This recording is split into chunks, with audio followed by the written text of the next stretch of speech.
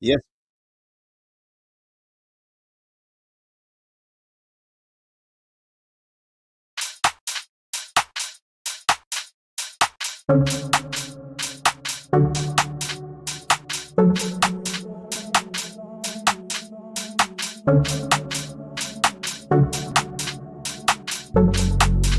Bro, what is the techies going mad?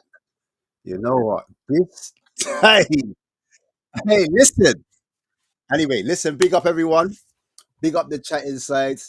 Big up yourselves. Gonna bring the guests straight on. We're gonna get straight into it. Champions League just happened, so I've got a Man City fan for us. Big up, Mikes. How you doing? You good? And free, bro. That's cool. More techies. Rah. Is it me or I don't know what's going on? Sounding mad. I can hear you. Wait. Can I hear you now? What you saying, bro? Yeah. Yeah, you sound a bit blocky, but yeah, we'll get back to you. We'll get back to you. Yeah. And Forest Yo. Fan TV. How do you do, my bro? You good? Yeah, great. Thanks. Yeah. I know. Don't worry. You don't have to explain anything. I'm just gonna bring each everyone on, and we'll get into it a bit more.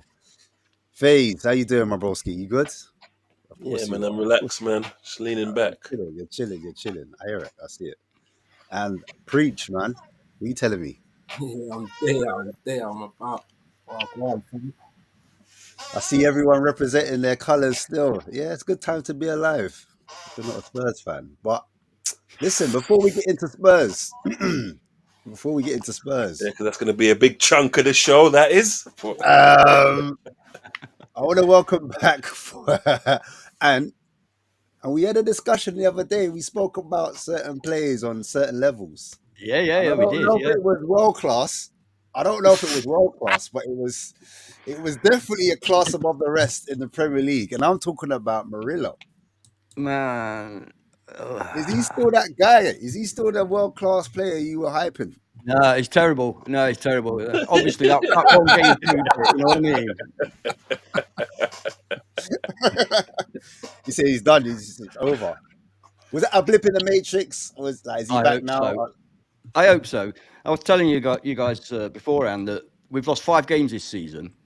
Apart from the 1-0 against Fulham, the other 4 we've lost by 3 goals or more. So when we lose, we tend to collapse. And that is obviously a worry. Because in, I think, 18 out of our 23 games or something like that, we've taken the lead. We've taken the lead and then we've sat on it and we've come out on top. When we don't take the lead, it's an issue for us. And that obviously, going forward, is of concern. We've got Brighton on Saturday, which I think is the ideal opponent for us. At the City Ground, I think they're the ideal opponent for us. Huh? Brighton Munich. Yeah, I think they're the ideal opponents for us because they like to play fairly expansively, but they're not doing it very well. So that for us is the ideal. I think that we should hopefully, if we return, every time we've lost, we've gone on to do okay. I mean, we lost 3-0 to Man City, and then the next game we beat Man U at Old Trafford. So we can bounce back, and that's all I can hope for because obviously that's a worrying sign when you've seen your team totally capitulate. I mean, Anthony Elanga was the only player that came out with some credit on that game. Every other player, even the goalkeeper, were way below form. So we can only hope that it is a blip and we can come back on Saturday and then get back into it. That's as much as I can say because it was like watching Steve Cooper ball. It was dreadful. We were awful in every aspect of the game. I mean, you see players like Milenkovic, who's been rock solid all season, I've liked him. performing like somebody dance of the Sugar Plum Fairy. You know what I mean? It was like unbelievable to watch. I'll be real. It's like someone hit the the default factory settings. Oh yeah. Yeah. Performance went back to normal. I was like, what's going on here, man? You know when a man's Space Jam juice runs out. You know that Space Jam juice. Thing is, to be fair, every time we've had a blip like this, people have said the same thing. Well, that's it now. They'll start plummeting down the table. You know, and we've only lost 5 games all season. So, but every time it happens, the same lines come out. Oh, that's it now. That's the end of Forest. All right. So the chest is inflated. Huh? Say that again, Mike's. What, can you hear me? It's cutting out. I can see you. I can see you, bro. So look crystal, mate. Bro. Crystal. Yeah. So no, is your chest still enlarged? Then you still got the inflatables. You've got the chest insertions with the V-neck. Look, I've never been deluded, right? I always know that that is not expected. You said Murillo's one of the best centre backs in the world. No, yeah. Listen, Whoa, Van buddy, Dijk, whoa. Van, I'm Dijk, Van joking, I'm Dijk had joking. 2 seasons of being in bog average. He had Yeah, 2 true. seasons, and look at him back again now. So come on, he's had 1 bad game. Nah, true, I'm fair, joking. be fair. I'm on a wind You know up, what? don't mind me. I'm on saying, watch, bro. not only, He's on, not only right now, that, he's on watch. apart from maybe you, as an Arsenal fan, I think, oh no, and a Liverpool fan, yeah, I know, yeah. Well, let's concentrate on Ash then. You sort out. You realise where he was? He was like, you got me. He said, who you laughing at? Who you laughing at? You didn't know which one to fire, bro. Oh, I'm glad Ash is here. But are you still? Yeah, I know, right? I'm the saving grace. But are you still saying top 5 calmly? I've never City- been like I've never been one to sort of say we're definitely going to win the league or we're definitely going to finish it because it's bloody hard. You know what I mean? It's, people are finding out. Some of the bigger, more established Premier League clubs are finding that out. We're coming off 2 relegation battling seasons. So to say that we're going to go and finish in the top 5, it's a bit too much to be that confident. But there's hope there. There is genuine hope there that we can. Because we got a guy over there. Yeah. He's a City fan. Mike, what you say, man? Can we hear you now? Can- It's cutting still. It's still What cutting. mic are you using? All that money Man City have got. It's an absolute howler. He's using his old phone. Use your new phone. Yeah. fam. You know what Yeah. the mad thing is? His thumb might just be on the mic or something stupid like that. Do you know? Old school. Okay. It's mad. Put your AirPods on, mate. Yeah. But you know what? Yeah, I understand what you're doing, Ash. Yeah, but don't fucking let them kill your joy. And like, do you think you're gonna get top 5? Even if we fucking don't, it's been a blinding season. Like, Yeah, do you yeah. know Yeah, what I no, mean? of course. No, Hey, respect you for mean Newcastle, Nottingham Forest are doing, but I'm just asking questions because he come up with so much energy the last show. I just wanted to know if that energy's still there. So we were all hating though. You're supposed to have that energy. We're just hating because we're not doing what we need to do. He's still doing well, man. No, I hear it. Yeah. No, I hear it. I still respect it as well. They're doing way better than. I mean, than it's Mo. not like I said last time. It's not 5 or 10 games, is it? We're well over half the Yeah. season gone now, It's so it's not. sustainable. It's not a blip. It's not. You often see, don't you, at the beginning of seasons, you'll get a team that stays up there for 5, 6 games, but we're not. We've won a lot of games. We're doing well. Yep. Yeah, no, it's facts. That's Liverpool about playing us. They know it's not easy. There we go. There we go. Ask about me. Yeah, that's not banter. That's not banter. That's just fact. Oh isn't it? God, look. He's never ready for a comeback yet. Who, me? You can reply, preach, man. Go on. Would you be disappointed if it's not top 4? Well, I consider it top 5 now because I really think we're going to get the top 5 places. Yeah, I will be a little bit disappointed, obviously, because it's like a dream for us. This is. I mean, we are imagining playing in the Champions League next season. Do you know what I mean? We are thinking, God, we could have Real Madrid here. We could, you're guaranteed at least 8 games. This is fantastic. This is crazy. So yeah, we're dreaming. So yeah, we would be a little bit disappointed. But if we finished 6th and got into Europa. No, that's I a big think we'd be season. No, you've done ecstatic. well. 100%. No, definitely. ecstatic. But Faze, So where did you finish last season? Sorry. 17th. So let's look at this. Look at that. Yeah, that's what I'm exactly what I'm saying. That's possible manager of the year candidate business. Yeah. It has been said. Right, so one more question though. Would you pick a good run in the Champions League or the final in Europa? Finally in Europa. Finally in I'm Europa. No, finally in Europa. It's got to be. It's got to I be. love that because that shows your integrity, because you didn't even think about the money. I love that. No. Yeah, I can respect that answer there for real. But Faze, if you lot, obviously, do you expect to beat Forest when you lot face them? Because if you don't win, right now, you're in a situation where you've got must wins, and you do have to play Forest at some point. Do you expect to beat Nottingham Forest where they are at the moment? It's coming up soon. This sounds so cliche. I don't expect to beat no one in this league, bro. Every game's difficult, man. Every game is especially for us. Low blocks. We've seen it. We can lose or draw. Like I've seen. So I I'm wary of everybody we play, especially Nottingham Forest, because if they low blocks are our kryptonite, they're good on the transition. We're looking a bit shaky. It can happen. It can easily happen. And we do actually have a very good record against you at the City Ground.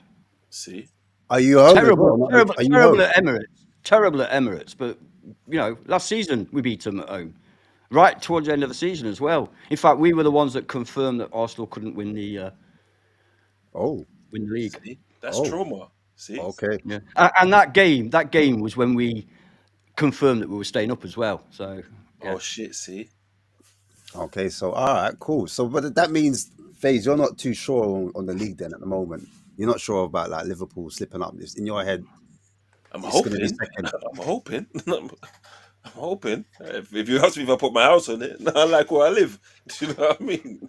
Yeah. So, did you? I don't know if Mike's is coming back because I was going to ask about the actual City game that's coming up now. So, I Oh, yeah, know they're you said back. you're not They're sure back a about bit, innit? Forest, but City's next, isn't it? So, do you expect anything from them? Wait, are you Uh, not home as well? Are you home? Are you home against? let me check.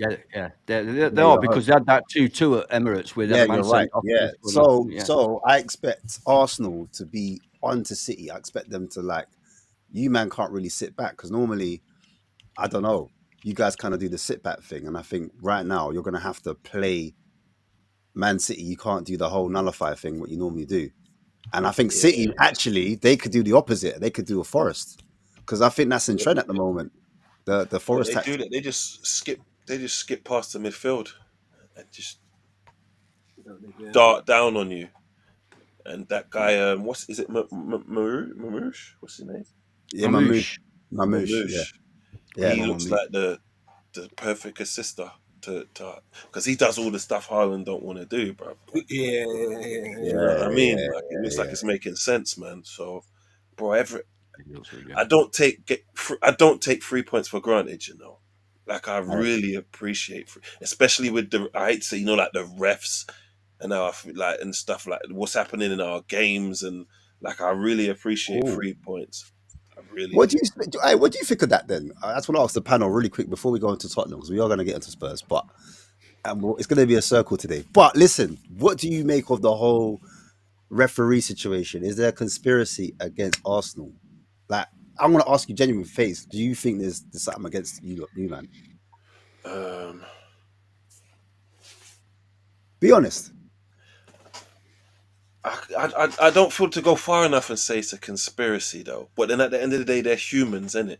So like, even on here, like I feel it being an Arsenal fan. There's like a disdain like that everybody has towards us for some reason, and it's probably something to do with Steph or our fan base or people like that. So I can understand how human beings like I'm an Arsenal fan and I don't like certain Arsenal fans.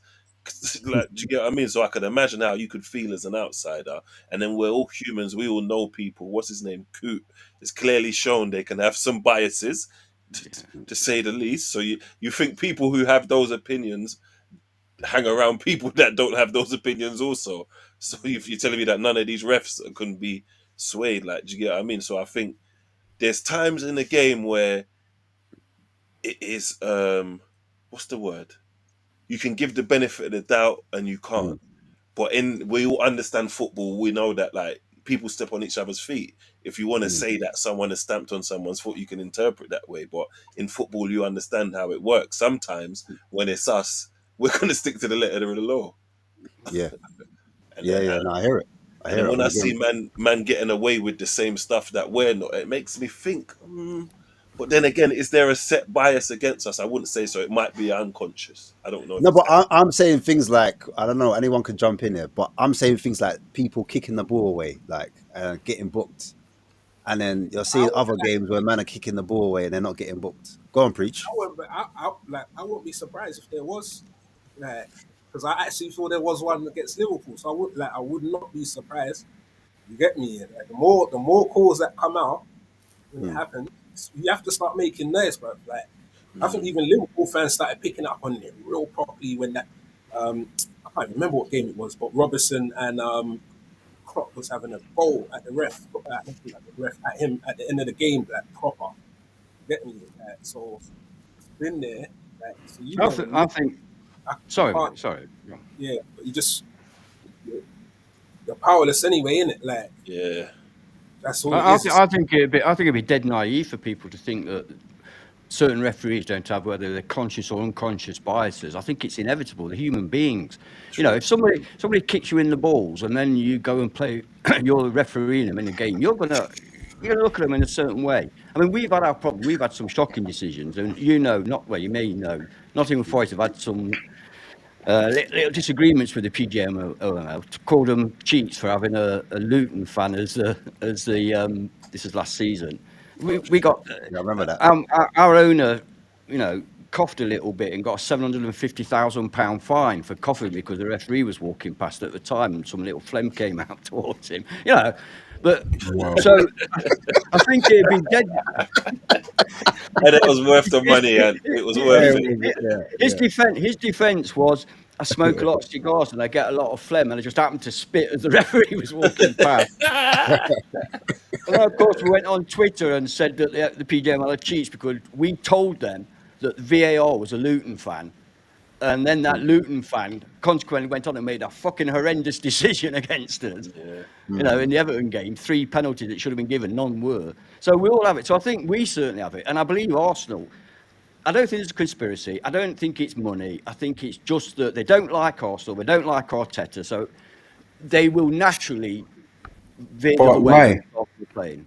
You know That's what I one mean? more- They will For naturally what? For what reason though? Why would they not like Arsenal? What have Arsenal done to Because behave? Arteta made dicks of him when he said that the referee was a disgrace, and then he Yeah, got that off with a Newcastle charge game. because he said no. In Spanish, it's disgracia. Yeah. It means a different thing. And So it made him look like idiots. And plus, yeah, there was one time, yeah, I worked for Warner Brothers Cinema in Croydon. I used to let all my friends in free, bro. We've got Michael Oliver has given us 7 reds. He's given Liverpool red, 5 reds. He's given City 0. And Yeah, that, because that, when that But he, they was were but he happening. refereed them Uh-oh. in Dubai or in Saudi Arabia Yes. one time and got Yes. 20 bags, remember? Mighty That's convenient. Nah, Mighty you know, convenient. How I'm can that be saying- allowed? there's a How can, by the misunderstanding. way, how can that be allowed? That a They've referee changed, goes to they've another changed the country rule and now. gets paid? Because of him, they've had to change the rule, so you can't do that no more. Yeah. No, Right? massive misunderstanding. Yeah, what I'm going to say is when it comes to the dark arts, and you know I think the guys that really put like dark arts on the map was like the Rodris of this world, where you just pull someone's shirt, get I a quick respect little this. yellow card. Yeah. You He's know the best at it. you be a scumbag. You have to be a scumbag. We put that on the map. So now when other people try and copy it, they can't do it as good as us. They ain't got the natural flair of being a scumbag. So you lot get caught and you're complaining about being caught. We say It's your copycat. fault. Yeah, The brown you're envelope, the brown copying my envelope, flow. don't they? Yeah. Yeah, it's their fault. So that's why I don't really have sympathy for the Arsenal guys specifically. I have to be honest, like that complain about refs, bro, because you lot do it the most out of all the fans. Yeah, What time wasting, kicking the ball out, kind of thing. yeah, That type of stuff. they Anti- do. Can you remember when Martin was that Michael Oliver? When Martinelli? Yep, the double reds Yeah, in the 2 double yellows. yellow. Yeah, Never yeah. been done before. or since. Never been done before. Never. The funny one, I remember there was a Send Trossard Declan Rice off. one. Do you remember that Declan Rice one? I Yeah, can't Yeah, remember. that's what I'm saying, they're kicking the Kick ball away. away. Oh yeah. Couldn't believe it. That Couldn't was believe funny. it. That was funny. And you know what the mad thing is? And Mm. this is where, because Gomez did it, the same guy who fouled Timber. This is why I'm bringing it up. Did it as well, but he did it in the 46th minute. And this is do I want. I don't want him sent off for that because it shouldn't be a card for that. Do you get what I mean? Okay, Because yeah. I don't want to turn hear you. around. I can't turn around and say send him off because I was upset when it happened to me. So I Yeah, can't. yeah. I just don't want it to happen to anyone because it's bullshit. In fact, It is a bullshit. We It know is, yeah. little tricks, man. It's just bullshit. We're Yeah. supposed to go to the ground to enjoy the football, not watch referees sending players off unnecessarily. And the amount of fouls that are given and bookings, now, it's like every foul's a booking. Yeah, man. It's just like it gets on my nerves all the time. You think just let them play. Occasionally, a referee will let like a little bit more go, and everybody, commentators, fans, everybody says, "Oh, this is better." So why can't we just let it flow a little bit more? It's so sterile nowadays. It's. I mean, I know I'm getting on. What do you make Not of like that? the old days. What do you It make might, of the foul then as well? The foul on the young guy, Lewis Skelly, on the 18-year-old. Do you oh, what? reckon like because he got? I thought it was a yellow card personally, but I Yeah, don't. I want to it's a see you lot technical thought. foul. Yeah. So would you think it was a red then? You think he should have got sent off? No, it's a technical foul. He's just stopping an attack. There was two players back to clean up. It weren't. He was at the edge of his own box. It's a yellow. Everybody noticed him. He Even didn't get though, sent off for a technical foul. He got sent off for dangerous play. but So Oh it yeah, was he's nothing for to real. do with it being You're a right. technical You're right. foul. He got Yeah, the ankle. no, That's but what they serious said. foul Yeah, play. yeah, yeah. Free that's match what ban. it's a technical foul, though, isn't it? Do you know what I mean? But that's what they've said it is. But if you obviously they've froze it when it looks like his stud rakes his ankle. But if you watch what happened, he's gone to trip him, and the player's foot hits his foot and knocks it up. So it's not as if he's grazed down his leg. And there was no pressure. There was no Yeah, intensity in it or anything like that. He just flicked out. I mean, you see that 20 times a game. yeah. Players being That's- tripped. You see it 20 times a game. No, but ankle shots is a bit mad though, guys. Yeah, he Come went on, for man. the ankle.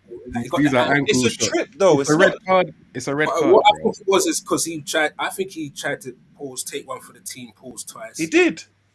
Yeah, Pause yeah. again. And it went wrong. It went wrong. Yeah. But it went wrong though. That's what we're asking.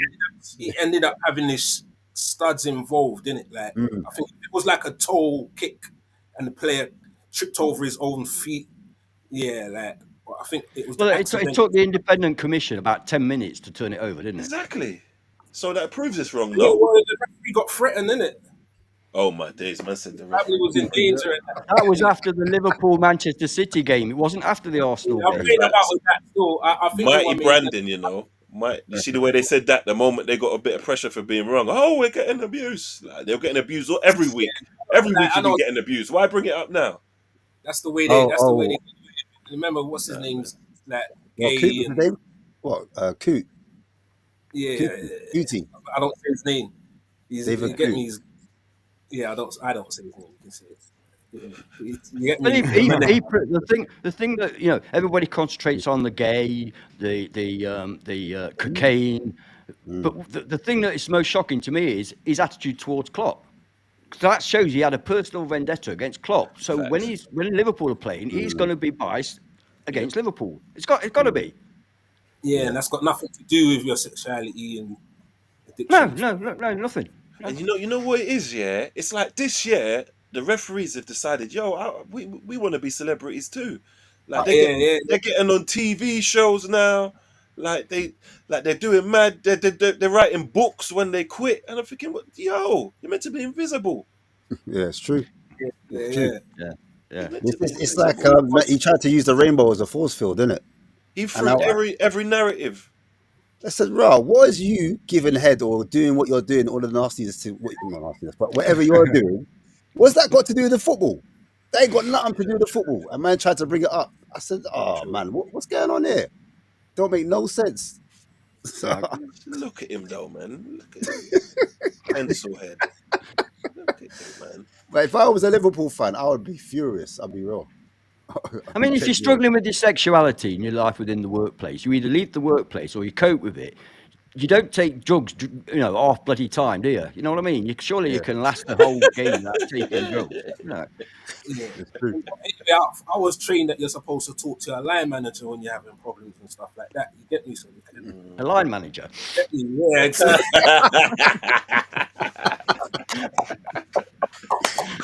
Oh, That was elite. that was good. That That was was good. elite. No. That's Never what I'm one saying. got that. Never one got that one. But yeah, I like that. That was smooth. That was smooth. Yeah. So the company ain't even got anything in place to help him with all the stress that he's getting through. Just no All right, way. but let me move on to Living Mike's though, because obviously I want to get his thoughts on the Arsenal game coming up. Do you think like you man will beat them after like the performances you've had of late? Obviously, you've been going through the mud a little bit. Well, you've been going through the trenches. I'll be real. For your standards, anyway, I would say like 5 Pete, 4 Pete, whatever Pete you want to call it. You lot have been dominating for the last 4 or 5 years, pause. But what do you think coming into this? Are you going back into stride? Is City back now? Are you confident, or do you think Arsenal will get the 3 points? To say City's back is kind of strong, but however, I do say in a game like this, I do believe form goes out the window, and I believe on the occasion when it comes to a big game like this, I expect City to rise more than Arsenal. And there's factors as to why I think this. This is because people like Kyle Walker, who I believe kind of costed us, well, not 3 points, but you see the set piece routines. Yeah, I saw very vividly that they was putting Kyle Walker to Mark Gabriel, who is their main attacking threat from a corner. So Kyle Walker's getting dunked on multiple times in the air, and now he's gone.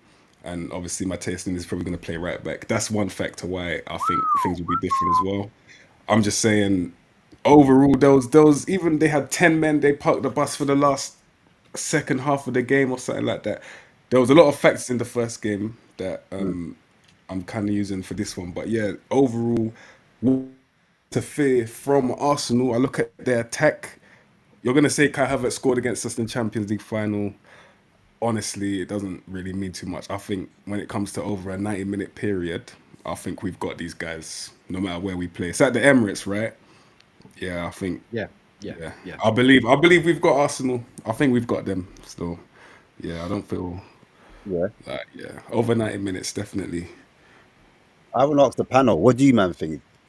And what do you think? Do you think City have got this, or do you think Arsenal get the 3 points at home? Right, if I'm honest with you, I'd prefer Arsenal to win this game, purely selfishly. Because I think that we're not likely to finish above Arsenal, so keep City down as long as possible. That's the only reason. It's nothing personal. But I think that Arsenal's attack is so impotent right now. But there again, City's defence is not brilliant either. So it could, I mean, it's a real sit on the fence situation, but I really think it could go either way. I don't think I'd like to call it. I feel that Man City have got more firepower right at this moment, especially with Mamouche coming in. I think it adds a lot to them. And I don't know what Arsenal's injury situation is right now, but I know they've got some problems back in that team. So I think that Man City are most likely, in my opinion, Man City are more likely to win, but it could really go either way. I know players like to announce themselves against Arsenal as well. You've seen it over the years. Even someone like Rashford, I think, announced himself against Arsenal or someone like that. But I'm just saying, Marmouche. Rooney did. Yeah, even Rooney as well. Yeah, so I'm thinking Marmouche might actually make that number 7 his for real come the weekend. Like, I wouldn't be surprised, bro. Because yeah, he looks exciting, man. The only criticism I'd expect Mamouche to start, wouldn't you? Yeah. I think he has to start. Like, one criticism that I had was the fact that he was offside quite a bit, but that's mainly because he was probably just too fast. He was just too quick, and obviously he's adjusting to the pace of the league as well. I think Arsenal is a good test for him because their main attribute right now is their defense. So today we got posed with the challenge of breaking down a low block. Obviously, Club Brugge are going to sit deep if they're 1-0 up. So you're going to have to break that down.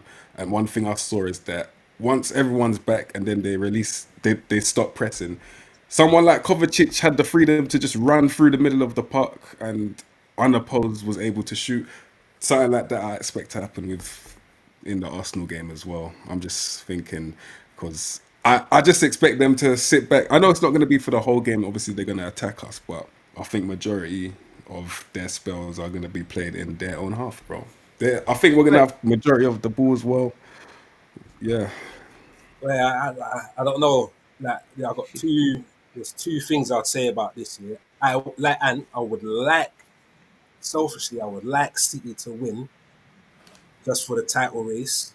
Yeah, I would like that. But like, I'm thinking more the Chelsea game. Yeah, like Chelsea folded. Yeah, and like this is the thing with Arsenal. Look, I know everyone says like it's their defense. Yeah, Arsenal have everything right, but like that's I'm lagging. yeah, just that striking bit. That's the only bit they don't have right. Like it's not like they're not. The transition's not good. It's not like they're not able to attack. It's literally just the striking thing.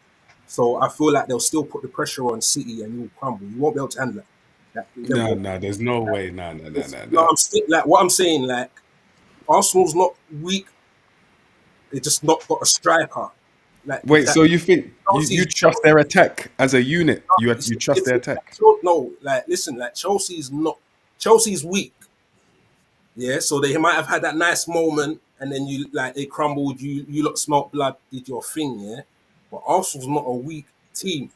Like their defense is good, yes, but they can attack, but they're just not scoring. Like remember, Havertz is hitting it off the shoulder, and that like Jesus was anyway, like just round the post, like it's just the scoring, man. I don't think you lot will handle the pressure, but I need you to, bruv. I swear, I No, need. we will. You think I fear that? No issue saying, bruv, you was right, fam. Can't believe Come you. on.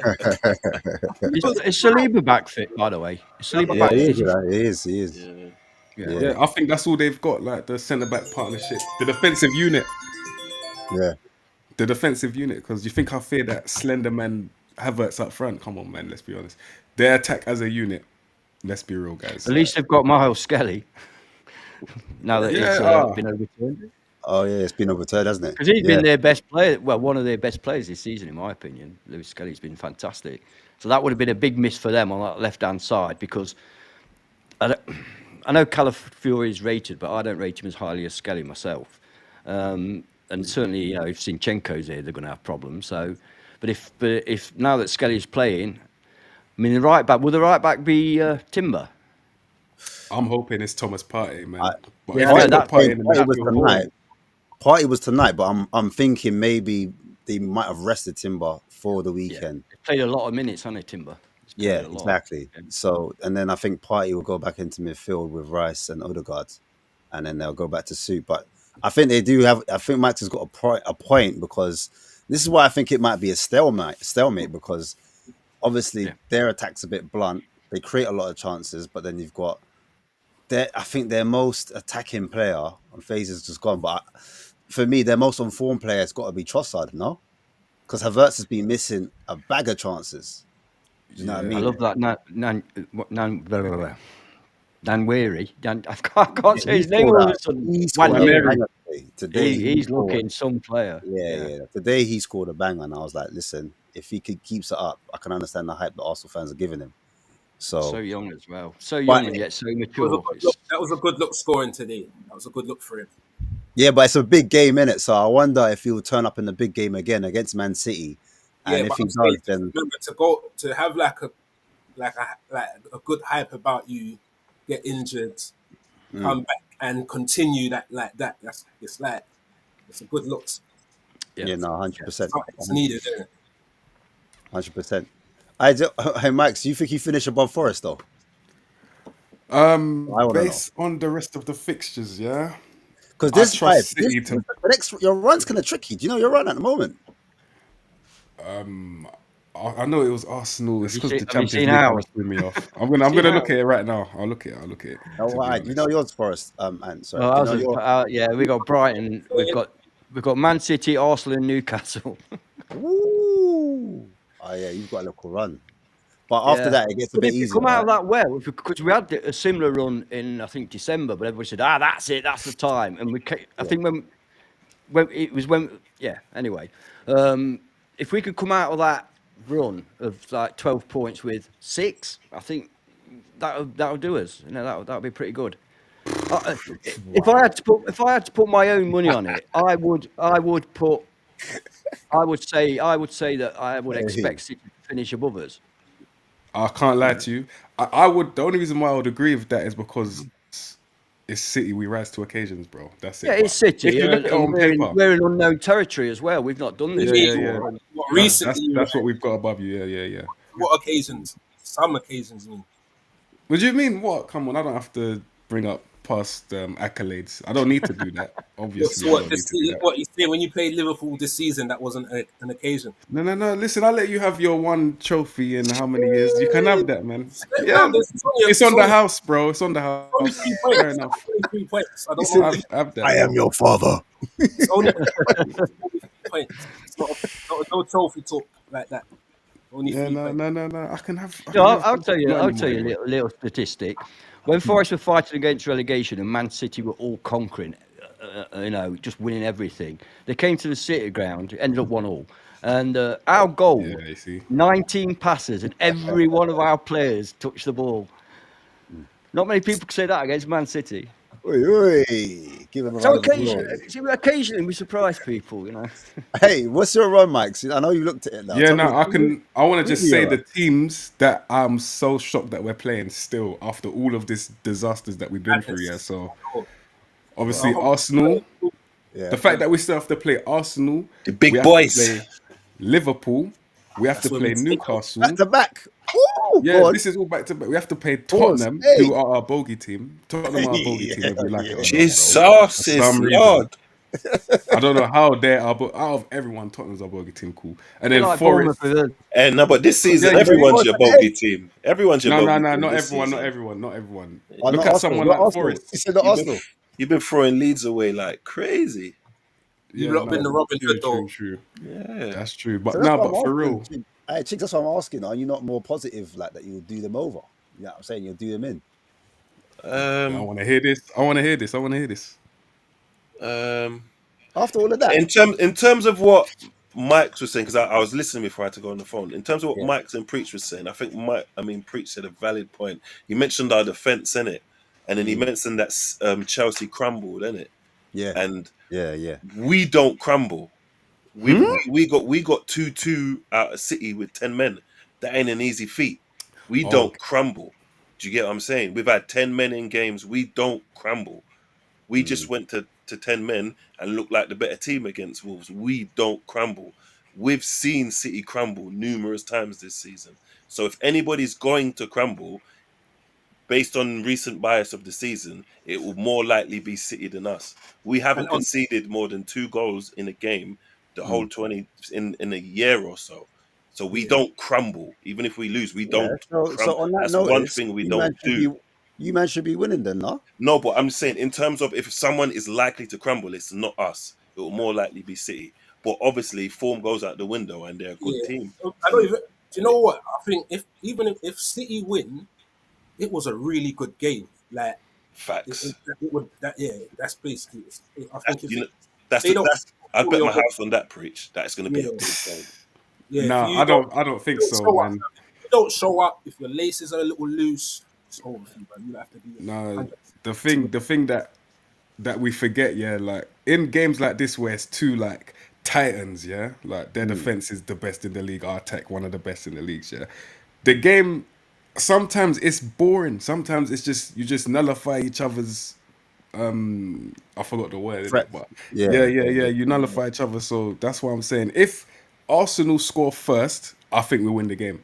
It sounds mad. And if we score first, I don't know if we'll be able to withstand. If I don't even know if they've got pressure like that in the attack, but somehow they might just pull it out against us. But I'm just saying, I would trust us to win the game more if we concede first, because yeah, even with they their figure the defense. defense. Yeah, no, 100%. Yeah. We've scored against it already twice this season. We've already done it. You saw what happened when they played a higher line for the first like 5 or 10 minutes of that game at the Etihad. You saw what happened. Haaland was running through, and then as soon as they went back into their reserve shell, started going shy again. Very hard to break them down. I'll be honest, So bro. who's going to be your star boy? You think Foden's going to turn up? Because he's been Well, I doing know that he'll good. turn up. You saw what happened today. Uh-oh. This is what happens, yeah. Uh-oh. Foden in the cam position is elite as to why he was cussing Southgate. You've got someone with that much ability and you're playing him out of position. This is what I'm saying. So putting Foden through the middle is essential against Arsenal, especially in breaking them down when he's been injured. So why did Pep put him out on the wing tonight? I have no clue. It's so As hard soon as to he came inside and Savino came on, it looked a different side. 100%. That's true. why he true. galvanizes us. That's why I call That's him one thing I Agent did. 47, bro. I'm telling you, Foden in that middle. So yeah, the main man against Arsenal, I expect to be. I don't know if he'll start De Bruyne, but it has to be someone creative because we need someone to unlock the door. Otherwise, who's going to be creating chances for Haaland? Because everyone's going to. What's the match? What's the matchup? Savinho against who? So Savinho will be against what? Against Timber, won't it? Timber, isn't it? Yeah, it will be Timber because he'll be on the left. Yeah. Not going Do to you be think he easy, can do it? but You think he could cook Timber? I'm not too sure. I feel like he can cook anyone. I like Timber. I believe in that kid, man. Because his biggest problem wasn't cooking people. His biggest problem was scoring goals. Yeah, that's He's true. already had the cooking people part about him. So yeah, no, I think He's Sevilla 100 got times that. better than Doku. I'm sure of that. Nah, Yeah. Do you guys, like guys. Doku? You like Doku? I'm a fan. I believe he can be utilized well. Impact especially because he's got one little trick that you can't defend against. Off the bench, Isn't he a bit like use that. Alan Saint-Maximin though? Who can't defend again? I'm not even gonna dispute that, to be honest, bro. But I know I like Doku, and obviously under Pep's system, you can turn water into wine. He's done it multiple times. You see what Sterling has become. I'd play him all the time. He should start against us all the time. He's not. Nah. I'd be confident if he was on the starting lineup against us. Who Doku? Yeah. Nah. Would anyone have Doku on their side? Trent and Ibu. You lot will take Doku though. Don't lie. You take I'm Doku. asking because people are just like, look. Oh, You wouldn't. Fam, we got Gakpo, brother. Diaz, fam. We ain't We got time. Callum Hudson-Odoi. We need to bring our youngers in. I don't know. You know Is what it it is? like, do you not favor end product over like ability? You've or got to have finish end rates? product. There's nothing more frustrating than a really good, tricky player that has no end product. I could never understand why people, Newcastle fans or and other fans, were going on about ASM. I thought the guy never does it. He never produces anything. He beats 5 players and then fucking kicks it over the bar. No, end product is vital. And the Doku, for me, is similar. Now Savinho was going down the same line, but now he's corrected that now. He's corrected that now. Doku, But how about this? Doku does have end product, but it's like spinning a dice. That's why I like it. Because you don't know what you're gonna get. It's exciting watching Doku play because You can have Anthony I don't even Man U think for that. No, That's that's crazy. different. That's Anthony's crazy, different. you know. Anthony's different. Anthony That's crazy. hasn't got that it factor of like, This I is do. mad. I agree. and he ain't got that, bro.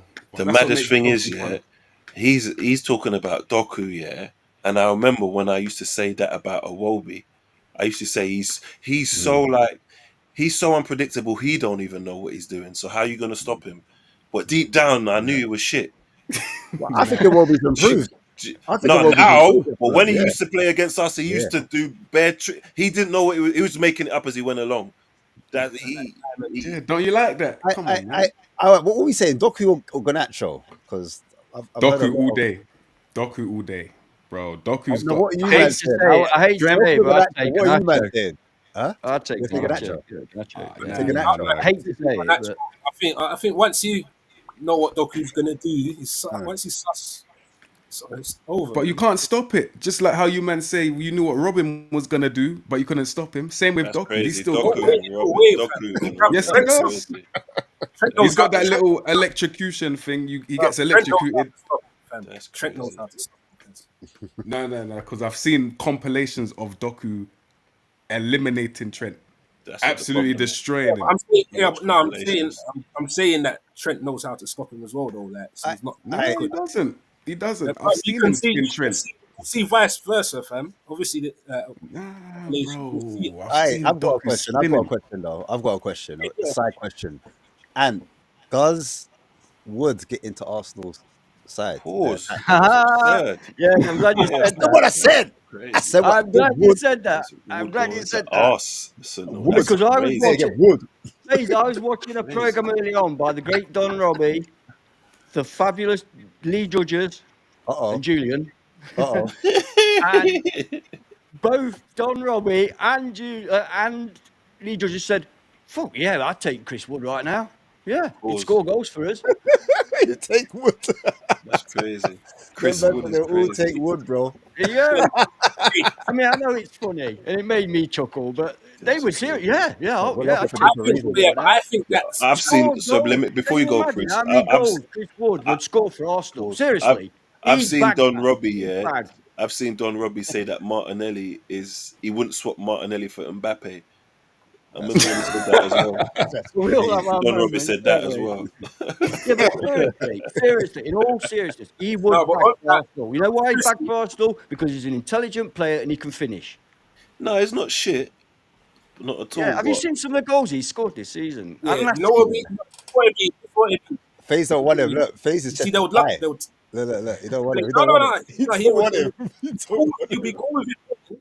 No, he'd be cool with him playing, but you know, like he's gonna end up being second choice striker though. That's it's not that he's gonna be the main guy. Who, Chris Wood? He'll go. He'll, Yeah, he's talking about your boy. He's talking yeah. about Wood. Chris Wood. Whoa. I mean, okay, that's fair enough. That's fair enough. But let me ask you a question: No, who would you be second choice to? Question. Good Say that question. one more time. Say that again. Who would be what? Who would you be second choice to at Arsenal right No, now? that's what I'm saying. Right now, they would buy him. Yeah, and he would play until they got a Yeah, he would bagsman. end up.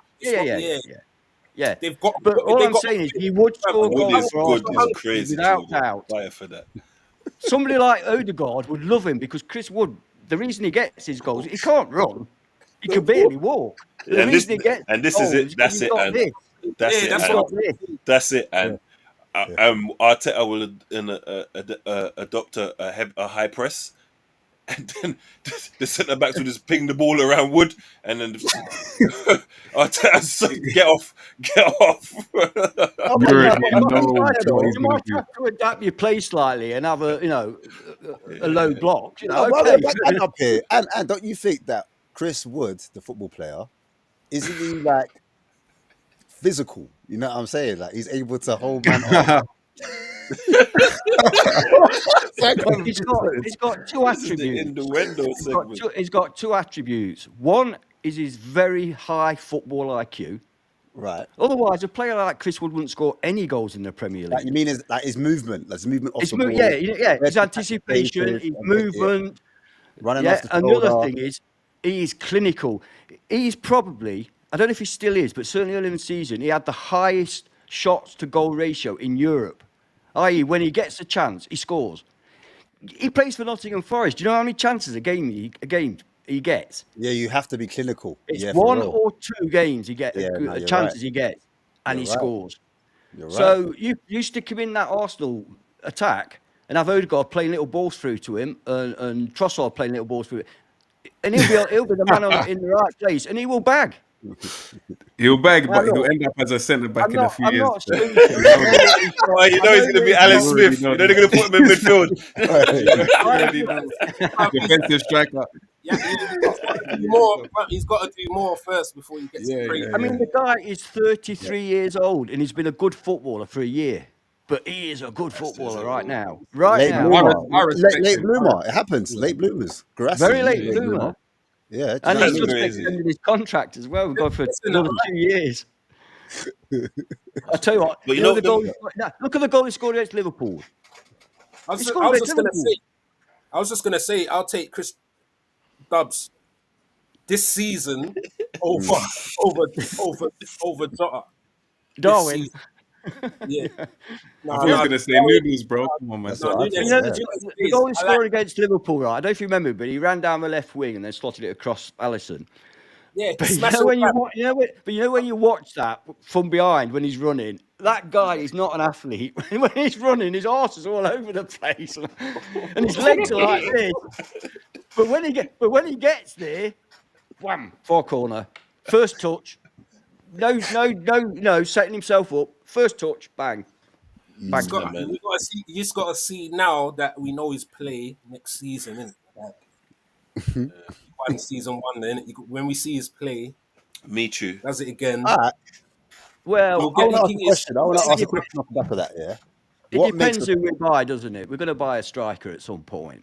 We need to buy a striker. But for you guys, then, for everyone on the panel, what makes a top number 9? Like, what attributes is it? Because is it number 9s nowadays? Is it a thing where you need to be able to play across the front line, or is it a man that just stays in like a target man? Like, what's the number 9 for everyone? Because nowadays, like Ollie Watkins, for example, Arsenal were linked. You know what I'm saying? I don't know if you saw that. Made a bid. I don't know if y'all saw that. But 60 million, I heard. Is he the type of forward that these guys need? You know what I'm saying? Yeah, because he's just scrappy. He's a scrappy scumbaggery forward who can be clinical. And he's another one, when you're talking about attributes, yeah? I think the main attribute that a striker needs, because obviously I watch the best striker in the world every week, yeah. So I know like he is a perfect example of someone who's got underlying confidence, bro. Like he'll miss sitters. Like he is someone I can say he's not that clinical. He is not. Haaland is not that clinical. However, it doesn't affect him when he's given a chance after missing 3 sitters. He's not going to snatch at it because he's missed sitters and he feels desperate to make up for the misses that he's just done. He's got a composed head and he'll still slot it the same way he would as if he would have just started the game. That's what I think the main thing for a striker is, bro.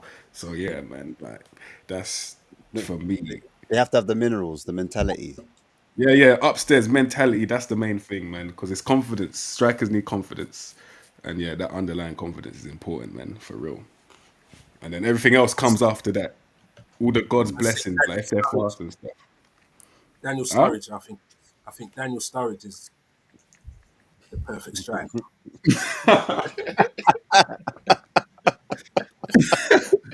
You can, like say, you can do it. You can do it all. You remember that? You remember when Suarez got banned for the first 6 games? Suarez took over. I mean, Sturridge took over, scored the goals that was just needed. I hear it, but I thought you would have said Suarez over Sturridge, though. You know what I'm saying?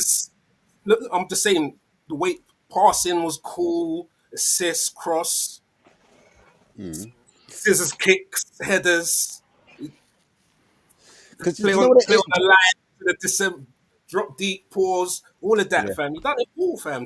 Flicks, tricks. Daniel just Sturridge. He was brilliant Yeah. for Liverpool in that period, wasn't he? He was absolutely brilliant. SAS, isn't it? It was SAS. But are we saying Watkins could do that for Arsenal then? Like what you're talking about, Preach? Well, like yeah, because I don't feel like like he can't adjust to the way they play. Like it's like you think he's just gonna play exactly how Will he win them the league? Is what I'm asking. Will he win them the league? Would he push them closer to Liverpool? To you, man? Yeah, Would you be nervous if that man signed Watkins tomorrow? Would you be nervous? No, not next season. Like yeah, like I'll be wary. Nervous is a bit too strong of an emotion. I definitely have to They're not a threat to you then. They're not really a threat right now then. keep an eye on them because our performance is right now. I'm not concerned about our performance, so that's why I wouldn't be nervous. Wait, you man lost today, innit? Did you man lose today? Yeah, it was like a friendly, bruv. Sound like Come on, don't do that, man. Come on. Do you know who played? We had Robertson as a centre back, fam, captain. Fair enough. And Endo was like the most experienced guy there, like proper, like the age man, like so. It was a nice game, man. It was good. I heard a couple of man talking up Chiesa, like to say, right, he's looking all right. What are you saying? What do you think about Chiesa? Like, I wouldn't say all right, but he just looked like he was up for it. So like, I feel like he's not holding back. So it's kind of Saboz's like part 2, isn't it? Like, it's got to give him a bit of time. I think it will. Okay, I hear it. Yeah. So but he's not going to get as much time as Szoboszlai did and chances. So he's just got to do what he can do these games. You get me? Yeah. Well, you're sounding a lot. You're sounding very confident. Though. I'll be real. Like you're sounding like you believe that you lot can get over the line, regardless of your manager being in the first season. Because you're like Arsenal. You know, if they don't get the striker, even if they do get the striker, the way you were talking just then, next season, you said, not this season, next season.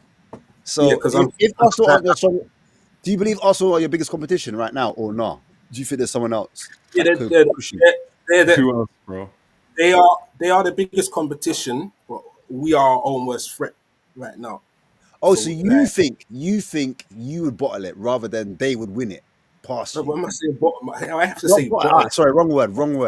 Like But if you we would like- drop the ball, you would drop the ball, and they would overtake you like that. Yeah. It would be straight. If we drop the ball, it's Arsenal. It's no one else's. There's no way. Sorry, City. Like I said, enjoy your trophy. Fair enough. We're not catching you. Nottingham Forest are not catching you. Chelsea are not catching you. Arsenal are not catching you. It's yours. Unless you want to just hand it to them by falling off, bro. But How many points are they ahead of you, Mike? How many points is Liverpool ahead of you? I lost count. I'll be honest, bro. I lost count. But it's probably like 12. Yeah, I knew it was Four double points. digits. Yeah, it's crazy, man. I don't Well, think my- we And can. what? And Arsenal? How many points did Arsenal offer you? It's a 6. 6. Oh, 6. Yeah, Oh, for 6. City or Liverpool? Yes. No, City Arsenal. 41, Arsenal 47, Liverpool 53. Yeah, 6. Nottingham Yeah. Forest 44. Hey, what Didn't mean about to us? skip that. Sorry, We're in there as well. sorry, sorry. You saw your team was off. He was like, yeah. Man, don't matter. Or there was autopilot there. I've been around football long enough to just sit back and let. Brian Clough once said, "I hope nobody's foolish enough to write us off." Just Uh-oh. before we won 2 European Cups. Have I mentioned Uh-oh. True. Uh-oh. Very Uh-oh. true. Fair enough. Very Fair true. enough. Man. Just Very enjoy it. Just enjoy it while you're like under the that? radar. That's what I'm doing, mate. That's what I'm doing. That's why he's talking now, isn't it? You can't enjoy it now. You can't talk in it. You know what I'm saying? He needs to get the energy. Yeah. Earlier No. this season, we'll just let it slide, but now. Hey, listen. I've been holding off, boys. I'll be real. I was hoping like one of the man them will come and back it, but man them ain't turning up, man. I'm by myself, like. And it's a Typical. thing where, Typical Spurs don't show up. yeah, exactly. I'm gonna have to talk about our Bonnie face Spurs, man, because the way people are coming to Lily White Phillips, Lily White Lane, they're just going there taking 3 points at will. And First, I'll just say you've chosen a good panel. well, I invited the band them, but like certain man, just, I I don't think know you're what it is.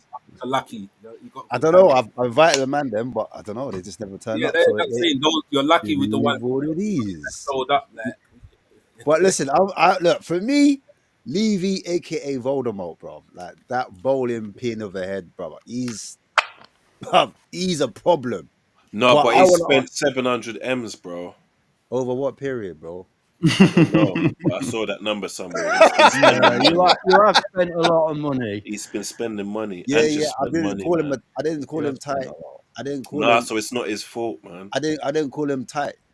I'm just saying the people he's employed to make those purchases on his behalf, he's made poor decisions in recruitment. You see what I'm trying to say? Because ain't no hell people are telling me Rich Charlison and Brendan Johnson are astute signings. Do you know? Oh, sorry, Forrest, I forgot you're there. Brilliant signing. Oh, that's a brilliant signing. Yeah. Like, I don't know. Brilliant. Like for you, obviously, we gave you 50 M's for That's what that, I mean. 55 M's. That's close to Havertz money, 10 million shy of Havertz. So Wow. No, but so tell me a player that Ange has improved. this is the thing I'm having, like, because I'm like, Ange is like milk with oil. You know what I mean? Him and Levy, them man don't mix. Nah, Then man, I'm like, He's Ange's got looking to after him, improve though, isn't he? players, He's keeping man. him in a job for much longer than most people would expect him to. actually, So he's more like but you Rose and alcohol, Ange and Levy, because the way they've run the team into Ange has ran the team into the ground. But But then, that's like, what you look. But this is what you lot wanted, though. You didn't want the boring. You didn't want the boring football. And this is why when fans have so much opinions and like the club, like Man U follow the fans, like clubs that follow the fan. You lot wanted this attacking, flamboyant he football, did. and I'm now not you gonna don't lie. like it. And this is what I'm happens not when the gonna club give lie. in to the fans. You fuck yourself. And this is why, as much as sometimes I don't agree with the club and Arteta, when they don't listen to us, we don't know. We're too emotional. So now I you hear you it. don't like what you asked for. No, I hear it, bro. I hear it. And look, the thing for me is I'm just talking me personally. I can't talk on everyone else, but I am speaking for the fan base. I am. Fuck it. I'm just saying, when we had Mourinho, when we had Conte, and those type of managers, they want the best of the best, the creme de la creme. They're checkbook managers, innit?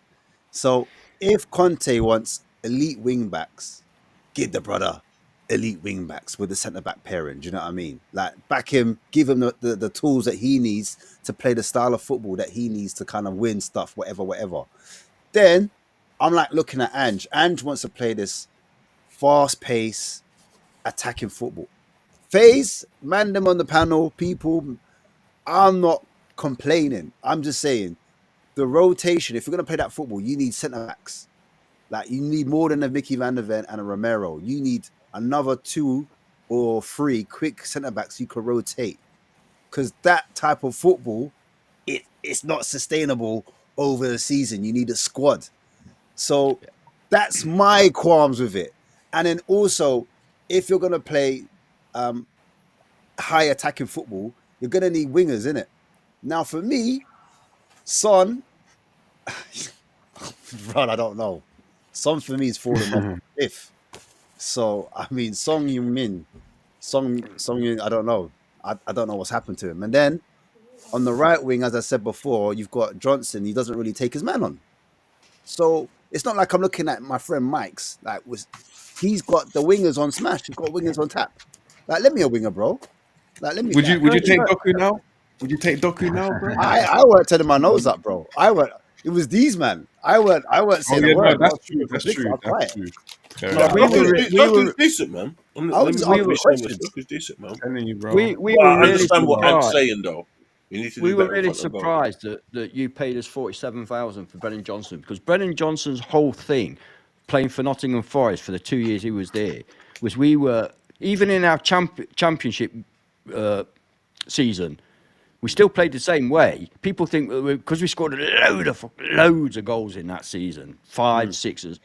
People think we were massively attacked. No, we just stayed at the back. Ball went out, and Johnson could run the whole length of the pitch and score or pass it. So he looked great. But going into a team like Spurs that are on the front foot, where you're going to be playing against low block, no chance. Exactly. No chance. That's not his thing. He's a I'm speed saying. merchant. So why did they buy him? Why did they pay 47 million for him when it doesn't suit the system? This is what I'm asking, man. So I'm not against attacking football. I'm not against possession football. But please try not to put a square peg in a round hole.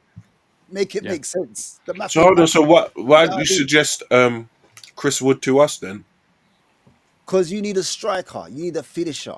Yeah, but he don't fit our style of play. He's a finisher. No, he does. He does. Nah, man. Our defense from the front and gets involved. He's not a quick striker like that. You don't attack with the speed of Liverpool or Tottenham. Exactly. You're quite slow and methodical in your build-up. That gives Chris Wood plenty of time to trot up the pitch. Exactly. And get into a position where Odegaard can feed it through and he'll score. There you go. But our game model is like designed on, I don't know, It used to be last season, beginning of last season, or was it season before? You were like lightning, and everybody was shitting themselves.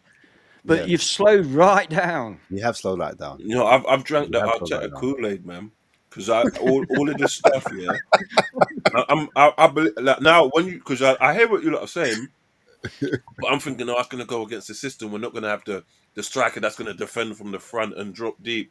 And I've drunk the Kool-Aid because really and truly the striker's supposed to score goals. But I don't care about that because I'm lost now. I'm too far down. I'm lost. Yeah. I already believe it now, like an idiot. We don't play like that. We like to, press and then come back. No, you want him to fucking be in the centre and score goals. Exactly. Right. You do. That's what I was saying. Right. So for me, like if Levy is to if he's meant to buy the proper recruitment man, the recruitment man we got was from Aston Villa, and he left his job. I think that man were like 15th or something.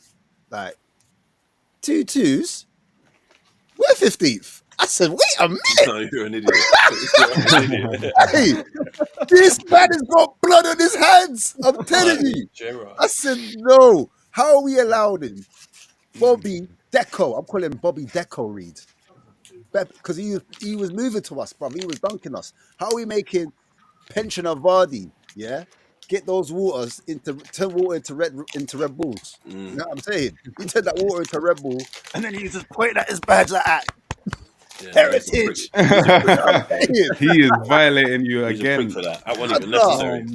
I mean, Leicester. Oh man. Rudy Poo. Couldn't get a win. Van Nistelrooy. I call him Rudy Poo. He couldn't get a win. He couldn't buy a win. All of a sudden, he stepped up. I see him like doing this, pointing left, right, turning into prime Arteta. You know what I'm saying? Saying, I said, I ain't seen this from Van Nistelrooy before. You know what I mean? Let me get all of that. I That's said, orchestrating. But I'll be real, yeah. I'll be real because I'm nervous, innit? At the same time, I'm like, Ange this, Ange that. But when I deep it, yeah, if we were to sack him now, You can't. I'm like, do I really want Ryan Masonic Illuminati in charge? You know what I'm saying? Because I don't know if I could take that. You He's know what I'm saying? complicit in what's going on. Exactly. He's a part of the team. Mm. I'll He's a tell you part of the something. team. I'll tell you something, Ash, and I mean this genuinely. I'm not pulling your leg or anything. There we go. If you took Nuno now, After everything no, I've I said. don't want to get rid of him. I don't want to get rid of him. But if you took Nuno now, he would stabilise that club. I'm sure he would. At least keep you up the table. Get you to perhaps mid-table. I'm not saying he would, change the world, but he would stabilise you. But Ange doesn't seem to be capable of stabilising. Yeah. I just, this is it. I don't know. Leicester at home. I don't know if he's ready for that kind of dogfight, that relegation fodder. You know what I'm trying to say? Where we've got to win ugly. You know, them scrappy 1-0s where you protect a 1-0 lead. Nah, mate, it's not who we are. Do you know what I mean? And Cheeks was like, you said you want attacking football, you got it. You know what I mean? I didn't want it this extreme.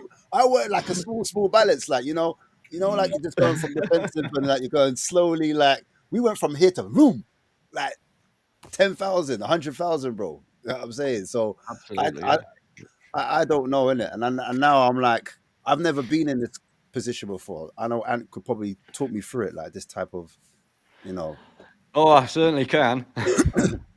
And as you said before, like you don't think you're in a relegation battle. You don't think you're gonna get relegated because that's the denial bit. That's the denial bit. You think like, That's what I was saying to you, isn't it? That people will say Tottenham are too good to go down, but you've just lost at home to Leicester.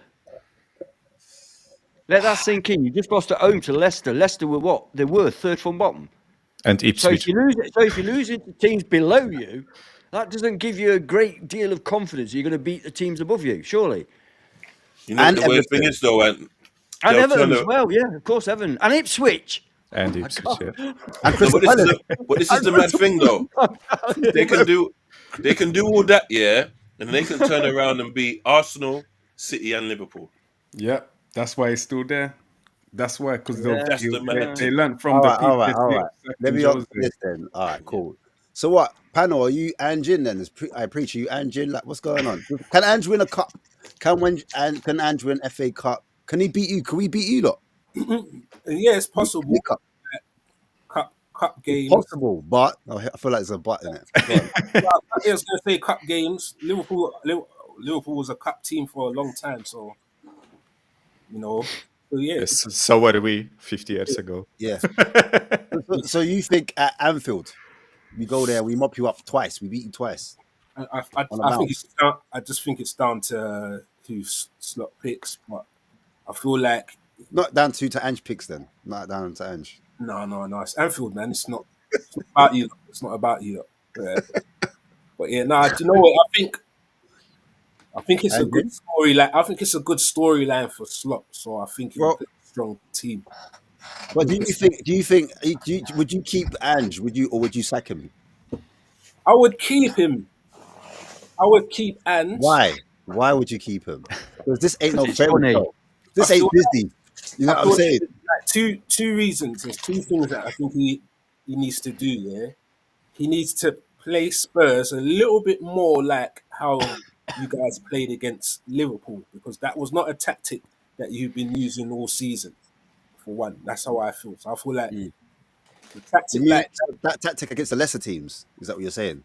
No, that should be your default. All together. Even when your injured players coming back, you play with that kind of tactic. I feel like you lot will be all right. You'll win more games. You'll be a bit more secure, like I think defensively. Or he's gonna have to manage the players better if he's gonna if he's gonna keep the football. Like I don't know, like the personal training sessions. It's got to be better. Like I'm saying, sessions. You got to calm it down. Something's got to get me. Like I don't know, like sugar diet. Stubborn. Like just something's got to do something. I don't know. Yeah, like I think like you've got to definitely manage these injuries. a lot better if you're going to stay like that. But I don't know. I don't think it's possible. Like, I think Ange's proving that that type of football is not sustainable in the Premiership. Like, because I feel like Klopp tried to do that, and So it was why like, do you want us to keep? Why do you want us to keep him then if he's not sustainable? I think he's good. I think he's a good coach. Your attacking style is good. Like, I think, like, if he took it to Italy, it would work. Like, if he took it to Spain, it most probably work. But it's But like, Italy's mad defensive, man. Exactly. I was going to say that. Yeah. yeah, But you so know what? Let I mean, me it's difficult to judge in a way because of all the injuries they've got. I mean, it's No, not. but You have to be fair. They have got, but that is also, I believe, caused by Ange's tactics. He burns his players out. So it's they've got to difficult to learn judge how him on to. that but respect. They've you got got to to learn how remember, to manage the games better, though, man. yeah. But Like Yeah, you in got to terms of definitely when to manage slow it down, because Yeah. I mean, Ash said you've gone from here to here. You got to figure out the balance because where I will side with Preach about the goals. Yeah, I don't know if it's like as a gooner, set piece, Dark Arts FC, need a striker our whole life. Like goals are important. Like we could do with a lot more goals, and I can't help but look at Spurs' goals. You got 40, you've scored the second most goals in the league. Score a lot. Like, do you know what I mean? And as a team that's extremely well coached, I feel Arsenal are even over coached at sometimes. I know that you can coach defenses. You can't coach strikers and goals like to a degree. Like someone's got to do that part. So I think the part that he's got right is the difficult part. The moment he can figure one, if you don't figure out your defense, you're dangerous. Why Because don't you when get a defensive coach in? yes, it seems like a simple fix. That's what I'm saying. I don't think they're far off. Sven's absolutely right. It's a lot easier to coach defence than it is to coach Yeah, attack. That's for sure.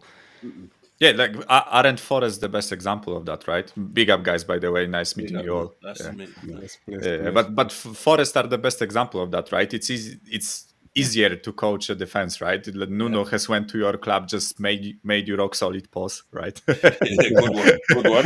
I'm not good close one to with the that. post game, right? Oh, yeah. So don't catch me out on They those pause after episodes, every word, right? it'll be fine.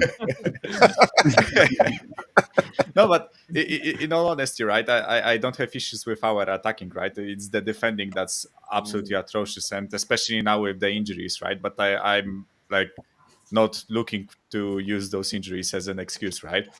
So when I watch us attack, right, I actually think we attack in a similar way to Liverpool. Of course, you guys have like much more quality than us, right, in the attack. But I think when we are in the attacking phase, we are similar to you. We are actually dangerous, right? The issue is that Slot manages the game really well, right? When you guys, tire out a bit or you need to rest a bit, you need to, you just accept when you need to, take a bit of pressure from the opposition, right? Whereas we just, throw the fucking kitchen sink at it and just, Yeah. just hope and pray, right? This is my issue with Ange, and I don't think he changes that, right? Which is why I don't want the guy to stay, right? He needs to coach a team like Real Madrid where they've got all these brilliant players that can actually do what he wants them to do going forward, and they don't have to worry about the back.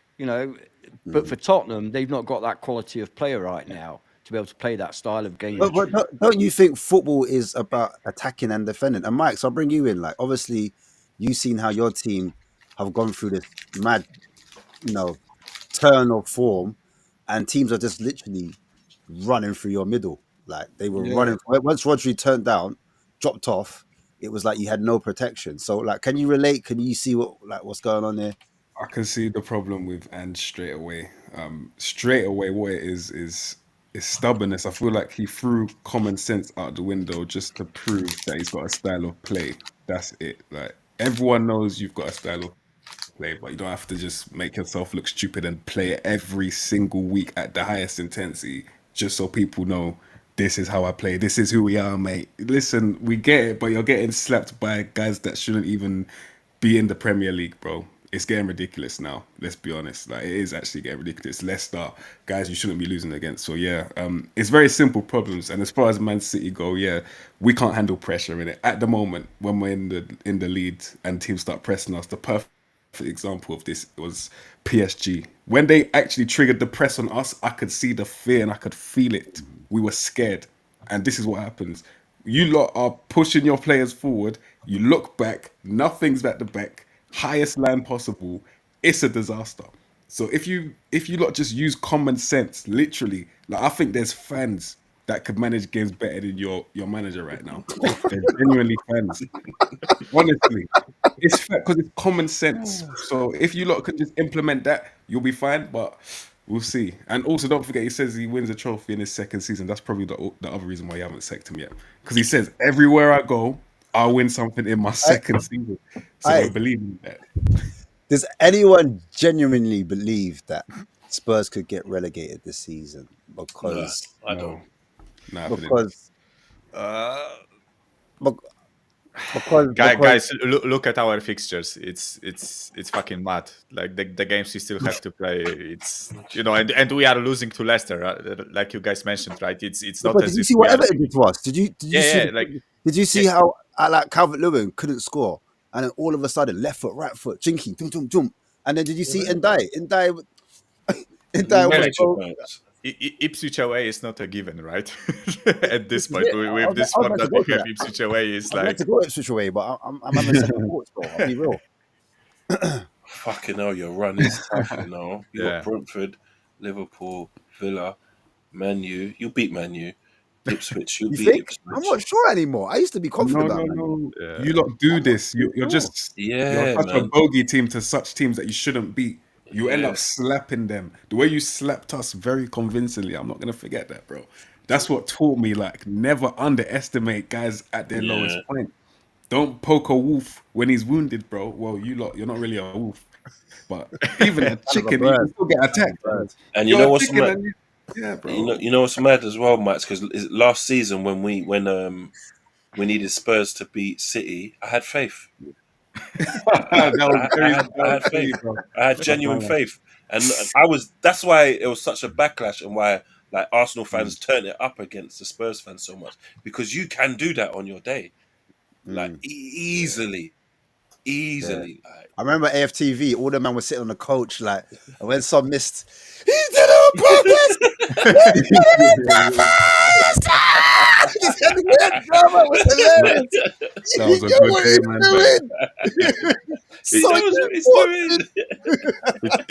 It was a mad week. It was a mad week. All the North London United fucking, You know what I'm saying? Trying to combine together. Red and blue, like, you know what I'm saying? Red and white, sorry. Yeah, it was crazy, man. It was mad. I didn't know what to do, but I was conflicted, I'll be real. I'm not gonna lie. When he missed, I'm gonna lie, I was like, yeah. Do you know what I'm saying? It wasn't a miss, it was a great save from Ortega, man. It was Ortega announcing himself, man. Can we just have some respect, guys, bro? It was Ortega. Great save. What's happened to Ortega now? Is Edison back full time? It's a bit complicated because it looks like Edison's on his way out, but Pep is still using him, and I still think Ortega's the best number 2 goalkeeper on the planet, bro. Yeah, him and the Liverpool lad, I think. Not Kingsley. Because I was going to say, what planet? No. I remember Kelleher. Yeah, fair enough, man. But Ortega's still better than him, though. Let's be realistic, bro. Factually, He'll be coming to Forest in the summer, Kelleher. I hope not. Okay. All right, Forest are about this life, you know. They spend money. They're not shy, you know. They actually make bids, and then they go for it. Do you not think you're going to get Wizza? Oh no, you made a bid for him already, didn't you? Yeah, I think we bid 20 million and it was turned down. But there are rumours that we'll go back in. We're looking at a few strikers right now, but as you know yourselves, it's hard to get strikers in. Would you take like a Jesus right now? Take off Arsenal. He's knackered, mate. Jesus He gets tested too high for Jesus. Yeah, he gets tested too high for. No, but to be honest, I've got a question actually for you guys. Who do you think's got if any chance, a greater chance of going through? Arsenal with the 2-0 deficit up at Newcastle, or Spurs with a 1-0 advantage going up to Anfield?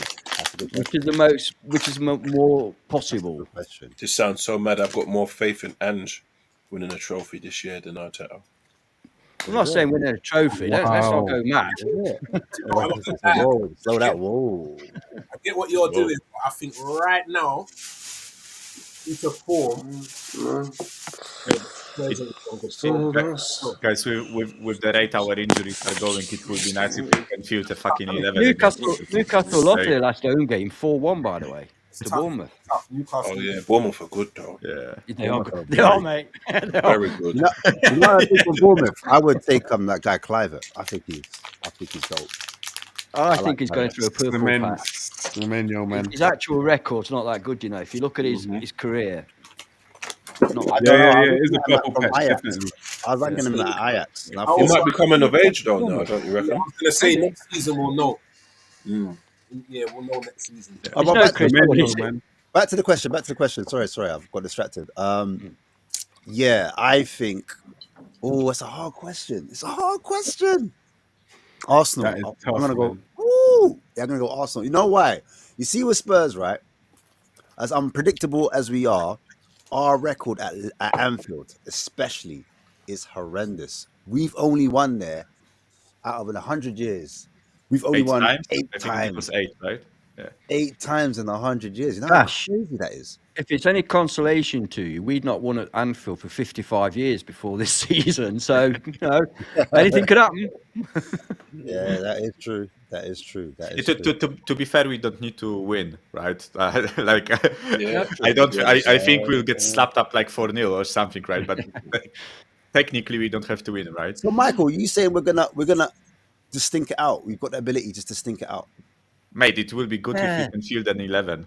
Go into a low block, The you'll low be block, fine. the whole game. Low block, No, mate. wait, It like- works. With the rate that our injuries are going, right? When we play against Elfsborg and Brentford, right? It would be nice if we have like 13 players to go there, right?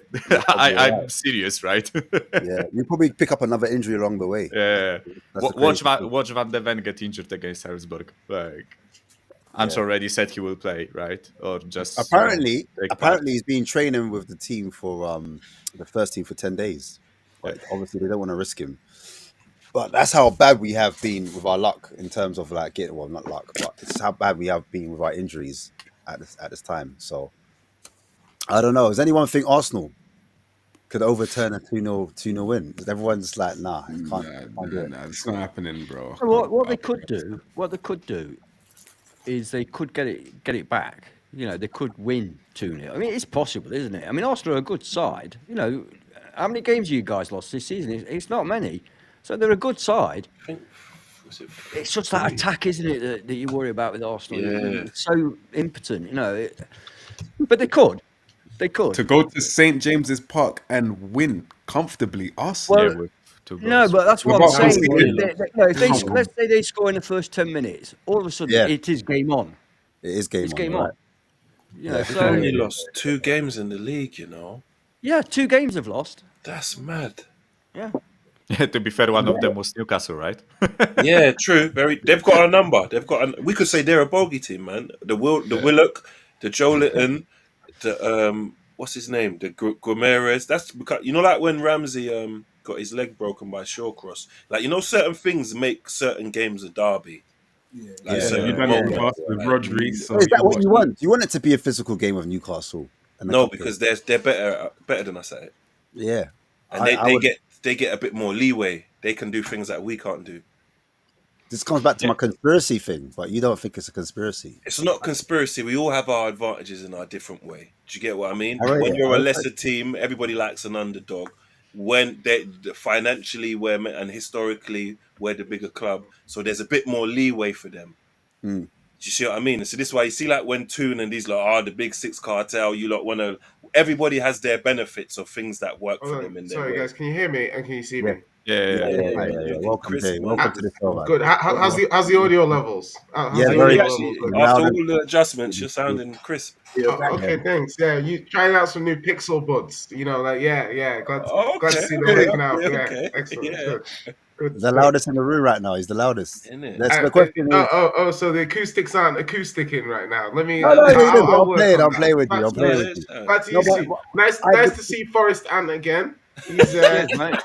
he's looking a bit more sheepish than he was I'm last only week. offering another 10 minutes, so you've missed it all. But I know. I'm sorry. It's always a pleasure, though. I was watching from afar. They let you Oh, off easy, though. I wish I'd been here. They did. But They yeah, did. sorry, They CP. did. Back to you. It's because we're Little Forest. It's expected.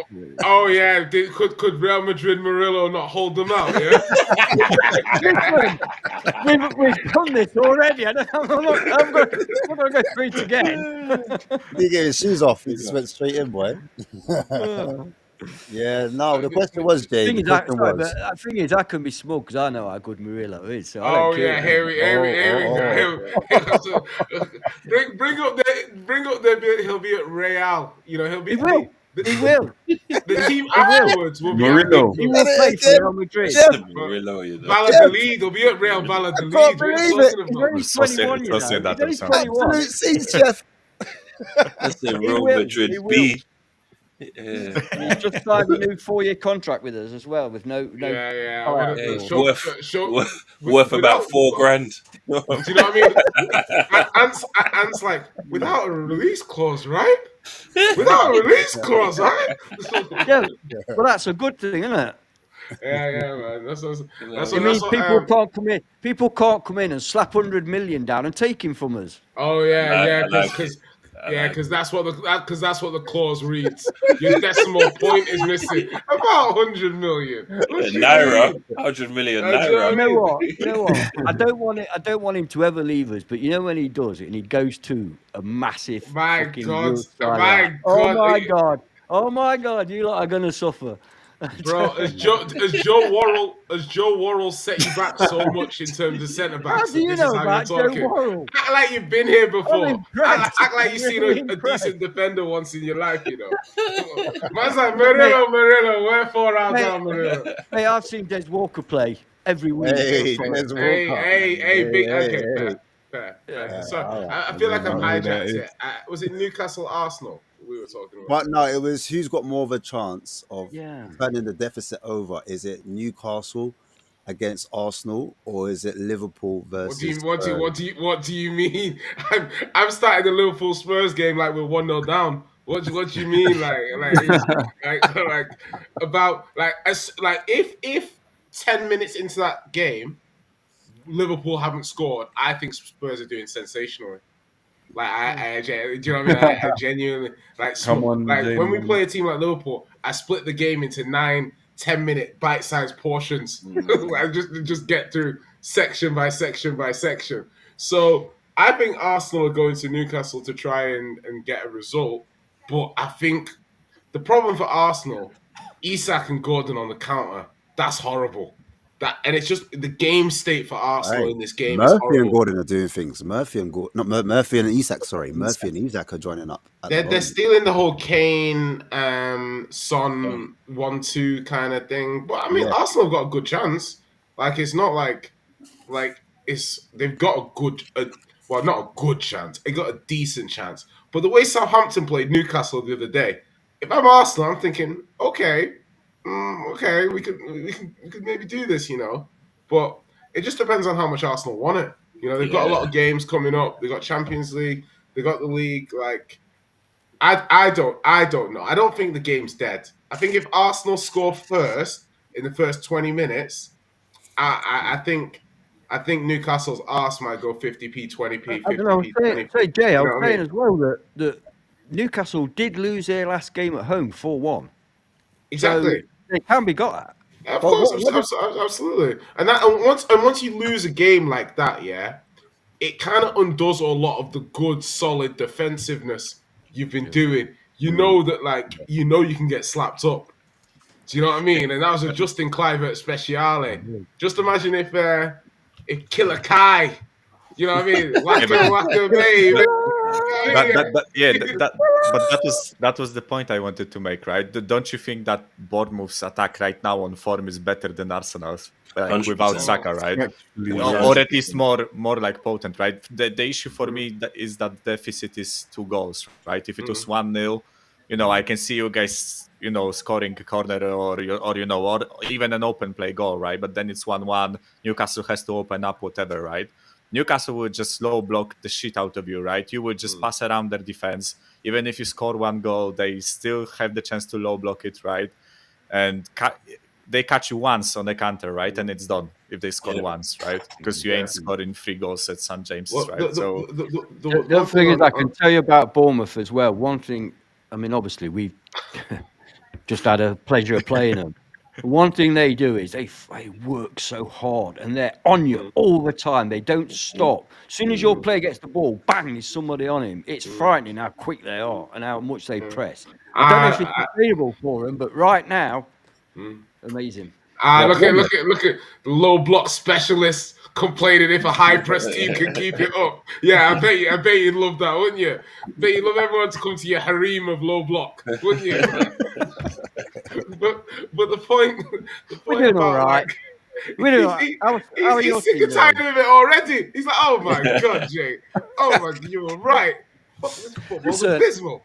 The thing is, Jay, look, the thing is with you and I is that I just have to look at the table and there's here we go. I told you before. I told you before. Look at the table. Mourinho's going to Real Madrid. You're a two. Like if this was the WWE, I'd be like, I'm a two-time Champions League winner. Yeah, do you know what I mean? I've been here before. Do you know what I mean? 2 times. I'm like, listen. I can tell you something. We won't lose at home to Leicester. Bro, listen. What did I tell you about Nottingham Forest and gravity? What goes up must come down. Yeah, okay. And we will all be there. We will all be there. I'm here for it. Still, I'm here for the J versus Nottingham Forest. That's what I'm saying. We are so far out above you. You can't even see us with binoculars. Honestly. Look at this guy. Chestnut. Look at this guy. Bro, listen, is it not fact? We've lost 5 games. We've lost 5 games all season. 5 games all season. How many have you lost? How many games? Look at man is okay. Man, and we've already beaten you this season as well. Man's out here flexing how many games he's lost. Where did this chest come from? He's flexing how many games he's lost. I can't believe. I was under the impression that you've been here before. And what I've realised is this is your first time in this establishment. So yeah. No, I've been here before. How long was you in the establishment, Jay? Bro, now's not the time, bro. Now's not the time. I need to know that. I know pylon. The pylon is crazy. It is a Spurs versus Forest thing still. Listen, I know Forest are doing well at the moment, but like, was that a back to life, back to reality moment for you against Bob? Look, I was saying to the guys earlier on, unfortunately, you weren't here to hear it. I don't know what you were doing, but you weren't here. Gallivanting. Gallivanting. Hey, mate, that's fair enough. We've lost 5 games this season. We lost to Fulham 1-0. I know you mentioned it. But the other 4, we lost all the other 4 by 3 or more goals. So this has happened to us 3 times before that we've been hammered. And then we've come back and we've carried on our own sweet way of winning games. Okay. So it doesn't necessarily mean that because we got hammered by Bournemouth, who I might say beat Newcastle 4-1 the week before away. Oh, okay. Right? So we got hammered by Bournemouth, who are a massive, like I say, they're like terriers. They're on you. Yeah. Right? And we couldn't cope. And we played terribly. But that doesn't mean that when we play Brighton at home on Saturday, we're going to lose. I promise you, it doesn't mean that. There's every chance we can back and win and we go again. As well. I mean, Brighton is one of those type of teams that are going to be on you as well. Yeah, he's like that just sounds like so. Like, are we to be surprised if Brighton come away with a victory? Because to me, Brighton that's one of those games. If you got a betting coupon and they say who's winning that game, you're like, ooh. Not really. Guys, not really. Guys, can I be honest with you? How many games have we lost at home this season? Brighton are mid as fuck. 5? You reckon? Yeah, like I don't get one the game. hype We've about lost it. one game at home all season. Maybe okay, not mid as fuck, right? But just sorry. I don't know. No worries. Like everyone is raving about Brighton and they are fucking like drawing with Ipswich at home 0-0 and all that stuff. It's like like Bournemouth and Forest have been doing like so much better than them, and I feel like only now people started talking about both of those teams. And Brighton, everyone is like, oh, look at them, top 4 contenders, fucking, woo, like. I don't know. there's a reason. I know Jay feels I'm the same not way, but I impressed. think Brighton. Nah, Does nah, anyone you- else you- agree? Wait, do you want to know what it is, CP? Yeah. Brighton have a lot.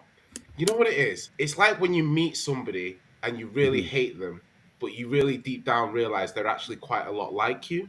Yeah. You know what I mean? Yeah, Yes. So you really hate the Yes. character. Yeah, you like that one, Yes. didn't you? Yes. Nailed it, innit? Relatables. Yeah. So I see a lot of the characteristics I hate in Tottenham in Brighton.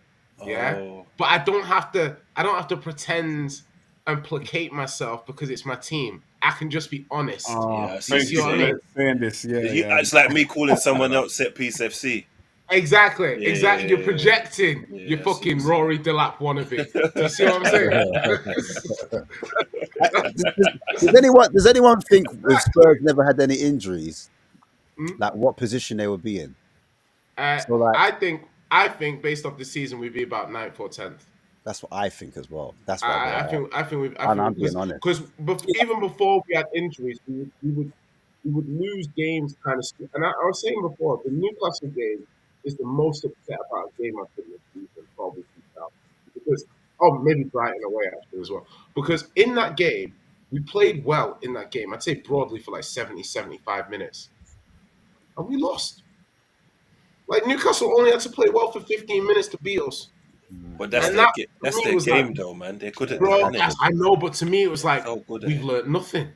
We've learned learned nothing. No, but Like, look as in at nothing us. again. Look at us, though. Yeah. Oh, with your 3 losses or 1 loss. Yeah, bro. It's like, they say everybody knows what, like, there's overall league and how you're doing well in that, but then there's Yeah. just styles make fights. Of Yeah. course. Like, Of course. and Of course.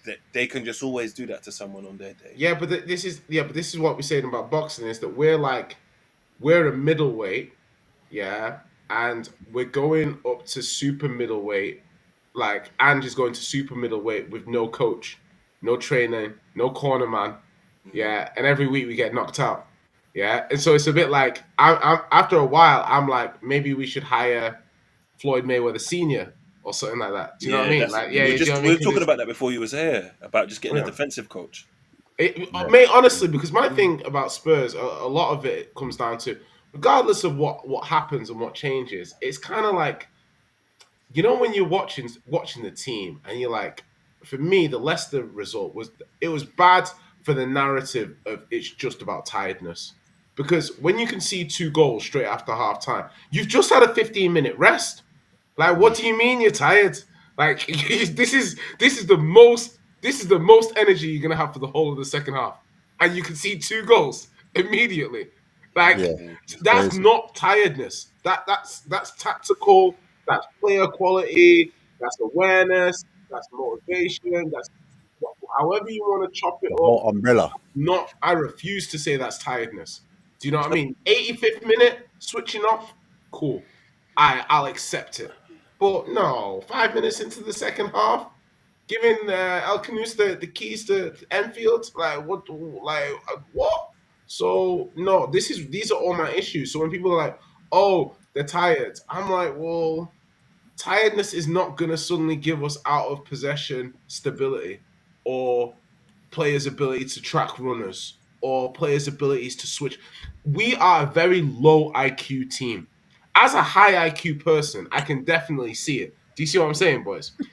Yeah, absolutely. So, I couldn't even look at the screen when he said it. That was, I was like, Is that football IQ or general IQ? both. Bazuma was doing hippie balloons before the season starts. What do you think? What do you think? Like, Listen, what do hippie you, blues. both. Like, but you see what I mean? But football IQ, you see Arsenal, yeah?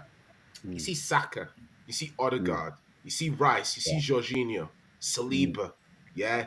These men have football IQ, yeah? When you watch them play, bro, they know what, bro. Then you say Benson Core, Bazuma, Brennan Johnson. Like, you're like, what are you guys doing? Like, it's like lemmings. Do you know what I mean? It's like lemmings running up. And that's what I'm saying. It's like, when you have players like that, sometimes you need to granularly feed them what they need to do. Of Yeah. course.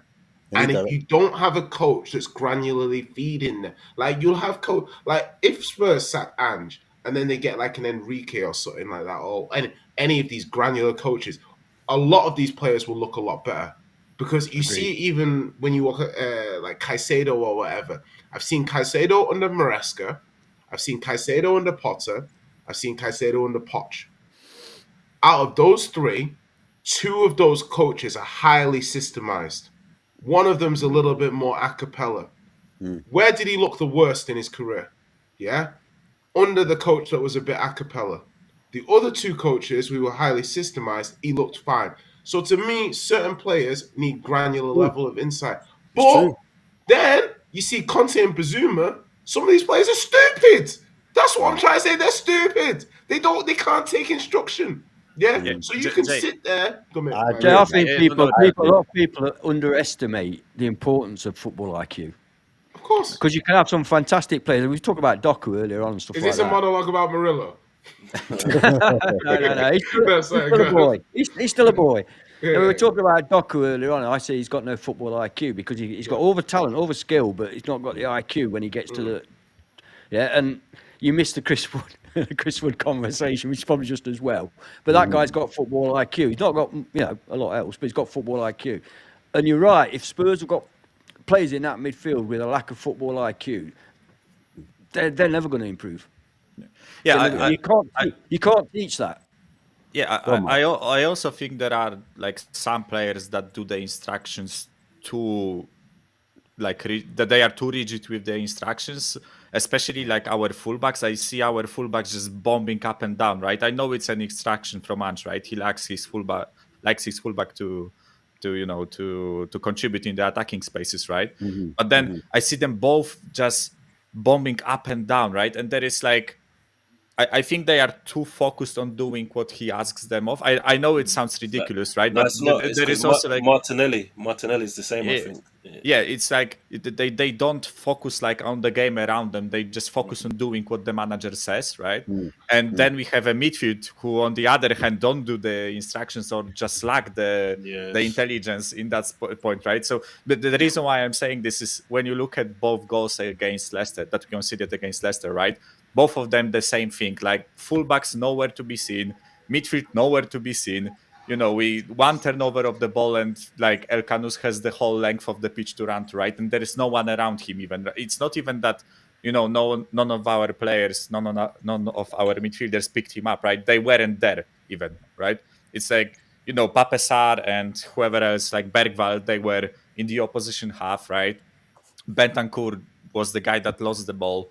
Like Porro and who was playing on the left at that point? Gray, I think, right? When we conceded, like Porro and Gray were on the touchline, like near the halfway line. It's like the system is just so open, and there is none of them that just sit there and think like, mate, like I know, like the gaffer asks me to go forward and contribute, right? But when we are playing out of the back, maybe I shouldn't be like 60 meters away from my goal. Maybe I should be like a little bit closer. I can still run there and contribute, right? But maybe help the team out a bit. It's like I that's why I don't put everything on the players. I think it's also like systematic. I think the system is just it's too offensive. It's too offensive right now with the injuries that we have, right? I've said it like on a couple other shows, right? What benefit do we get from hammering this philosophy in if we keep fucking losing with it, right? We keep on losing with this philosophy. So maybe just for a couple games until we get our players back, it's better to adjust a bit, right?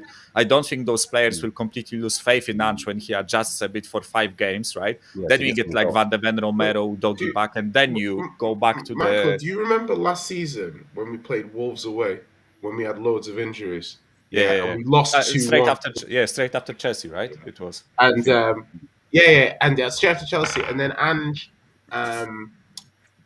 like I remember, like in that game, we were quite defensive. We didn't do too much in the game. It was a pretty solid game, but we lost.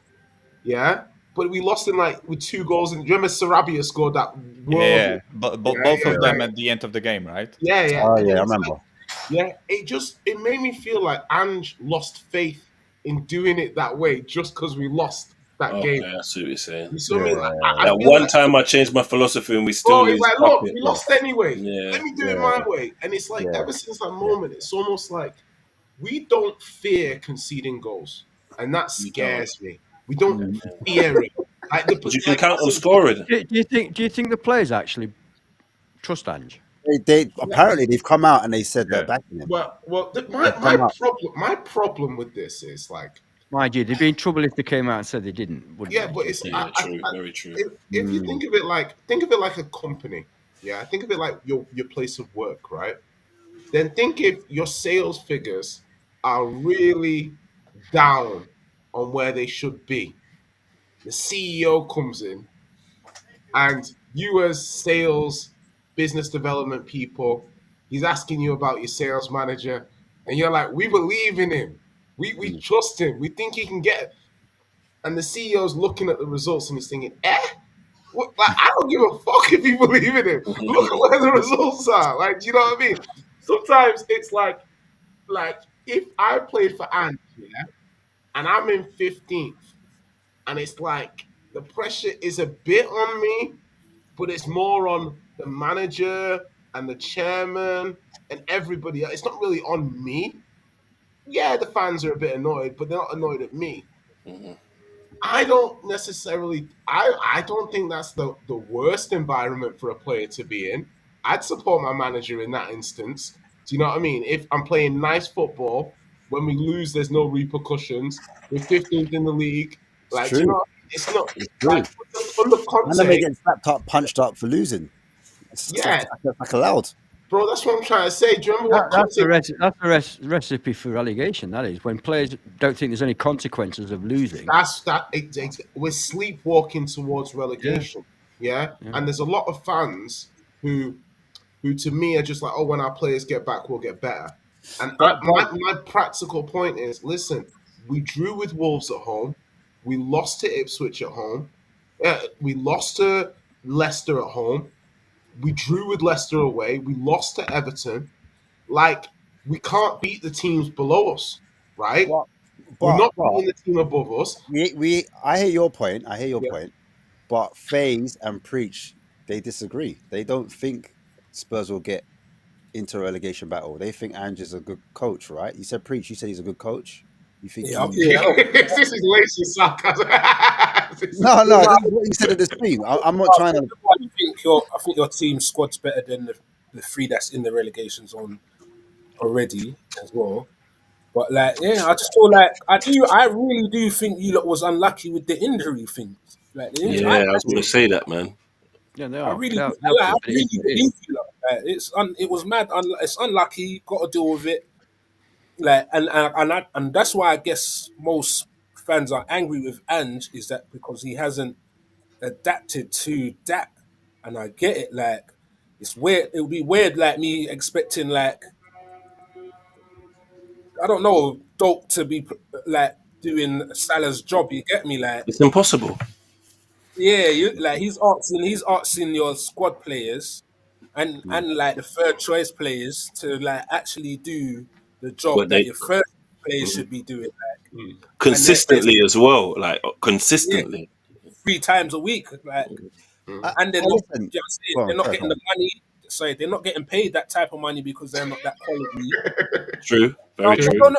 I'm just saying, like, what No, he's got. it's true. I'm true. Yeah. Saying, like, they're not the squad players ain't getting that paid because they're not that quality just yet. You got young players that still need to learn the game.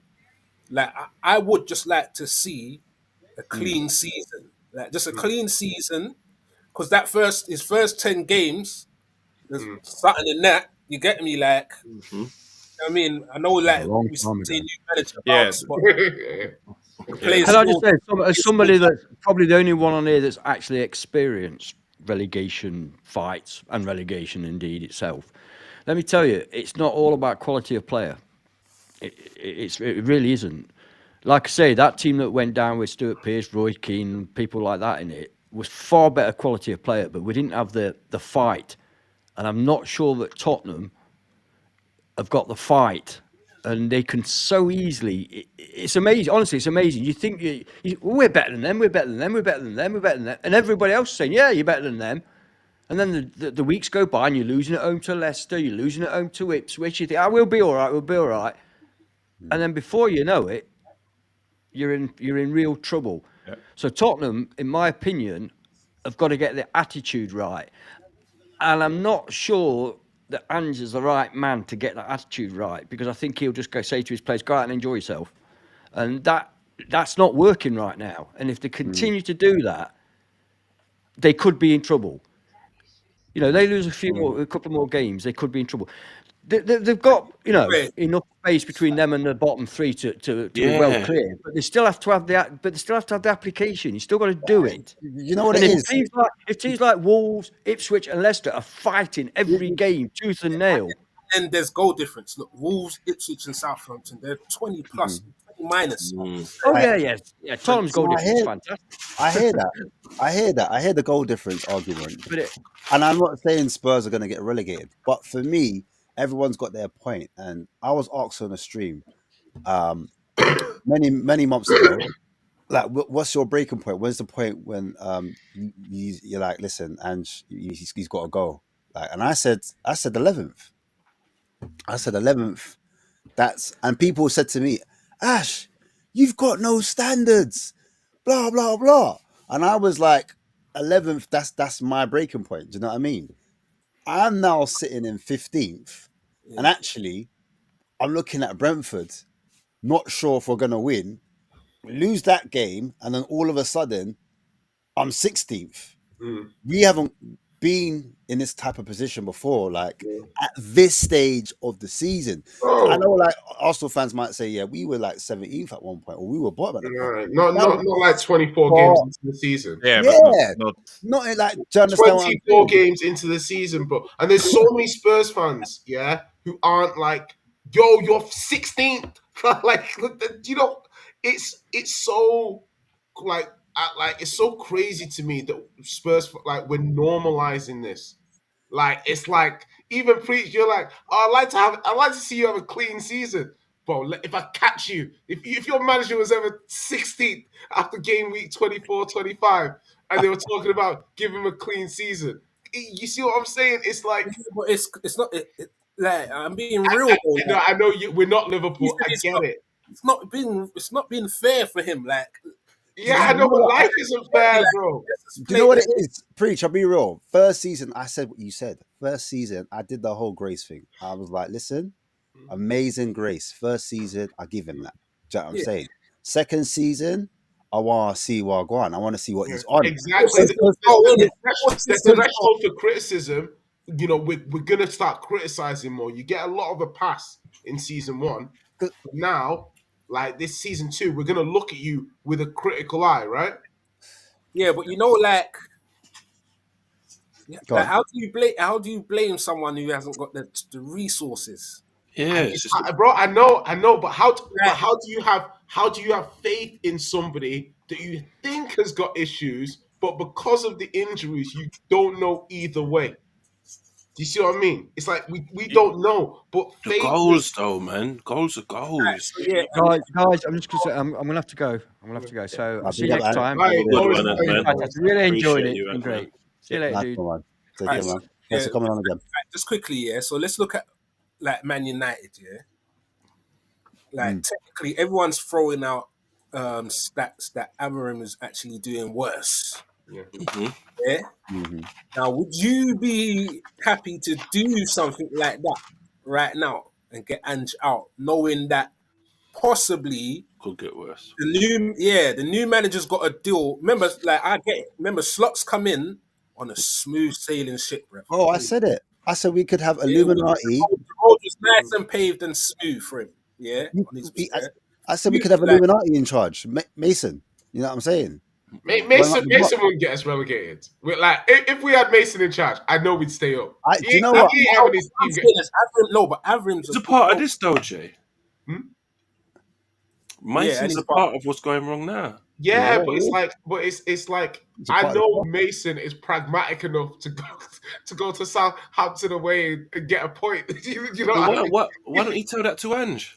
because listen, Ange is many things, and one of them is a stubborn Stubborn. man. Stubborn. Yeah, you think I don't think bro, do you see the fan who tries to tell him something? He tried to fight him, you know. Like Hey, in the last game, at the last home game, what do you think his he was assessment? walking down the tunnel and then he did the reverse. Yeah, bro. He was like, "What? You talking to me?" Like that Like, Drewski you know what? meme. Sat on Me. road, like, man's out on road, Me. like, raw. Me, he said me. Like, honestly, Ange is the funniest when someone gives him abuse. Not saying he's a good manager, but when you abuse him, he's like me. Man wants to fight You the talk to fans, me. bro. Like, you hear what we're saying? He's like, no, I want to talk to him. It's like, no, I want to ask him, was it me for real? Like, That's what he's on. He's on smoke, cuz. Yeah, he's like, what?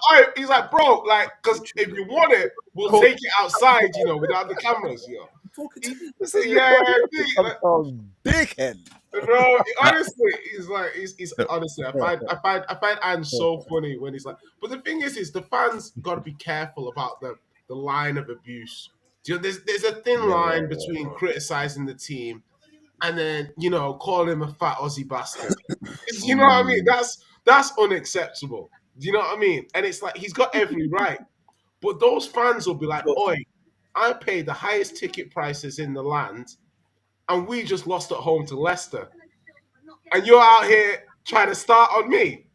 I should be starting on you." Do you see what I mean? So it's like, I just think we're in a situation where the next step is relegation, and it's like I'm looking at this very pragmatically, and I'm saying, listen, no one's too big to go down. Like no one is too big to go down, and the fact that our vice captain is someone who captained the team to go down does not fill me with confidence whatsoever. Yeah, like because obviously, what's it like? Because obviously, Maddison now, like obviously, I'm not gonna pile on him because he's actually had quite a good season, but this Mr. 33%. I get it, I feel it, yeah, because obviously, like they say, because it's 33% amazing, 33% anonymous, 33% injured. Oh shit! Yeah, so, I know, yeah, I know, yeah. So that's crazy, isn't it?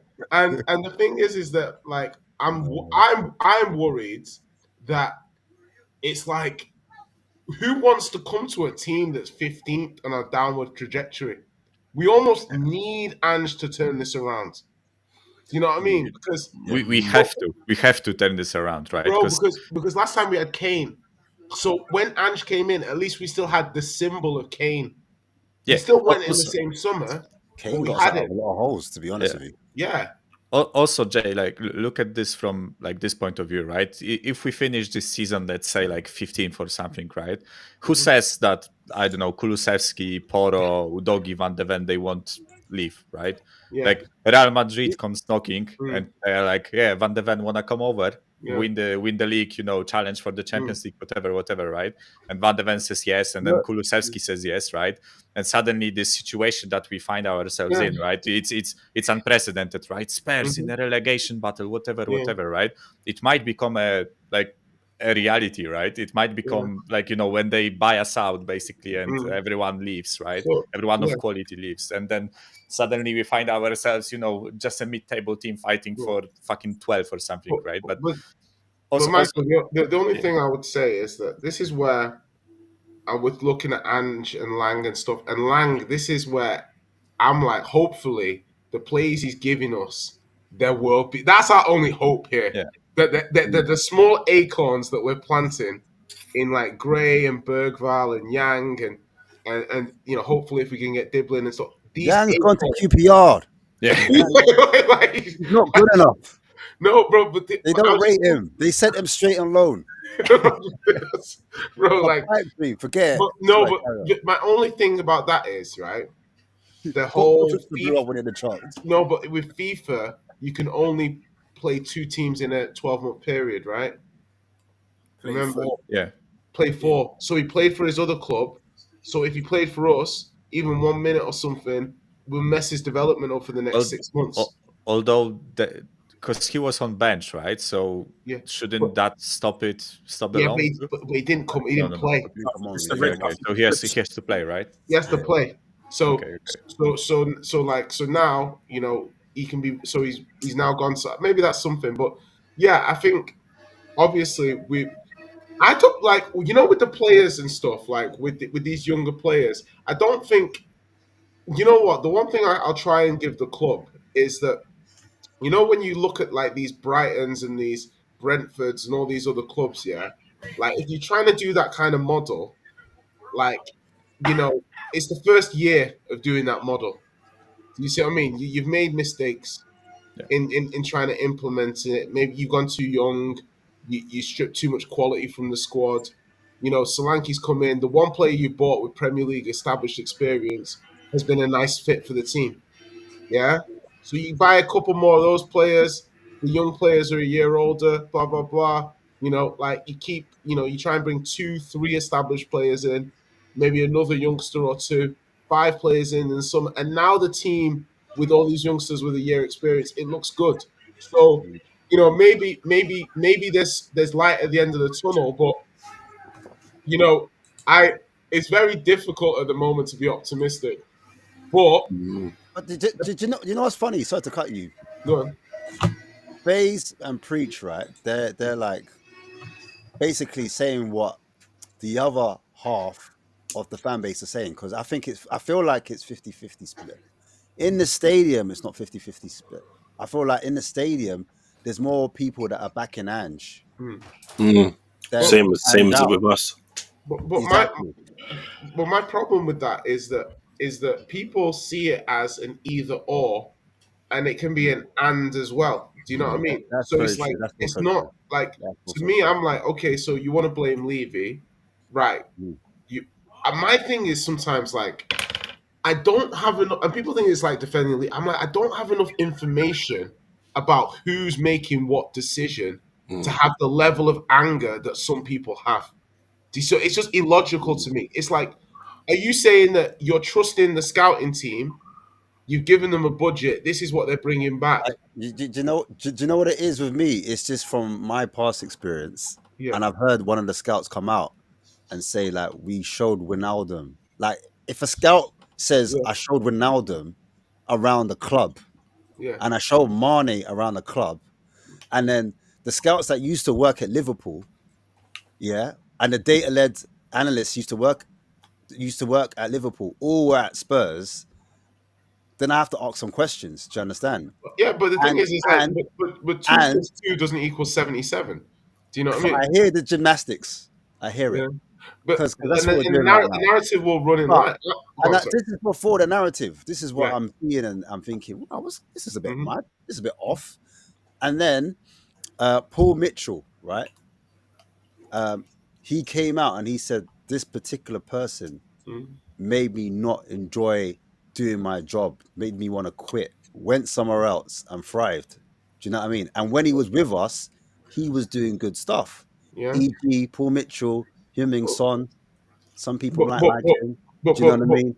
but pushing back on that quickly, pause, is I would say that Like, the like when you look at the Mitchell Pochettino um, connection, it was somewhat a slightly like a B plus version of Klopp and Edwards, where you needed that friction between the parties, not always agreeing on transfer targets. Some players and the thing is Liverpool were first market mover, yeah, with data and analytics and stuff, and you mm, get first market mover gets the full benefit of the market, yeah. mhm. So when we're thinking, why now them 30 million just relegated Newcastle? Liverpool have the data to support the view to make that signing. And at that time, to me, I don't think it's as easy as saying just drop 30 million on a relegated. Why now then? You Yeah, know what I you're mean? right. Like, There's it's no not, guarantee that he turns out to look at Salah and De Bruyne at Chelsea. There's no yeah. guarantee.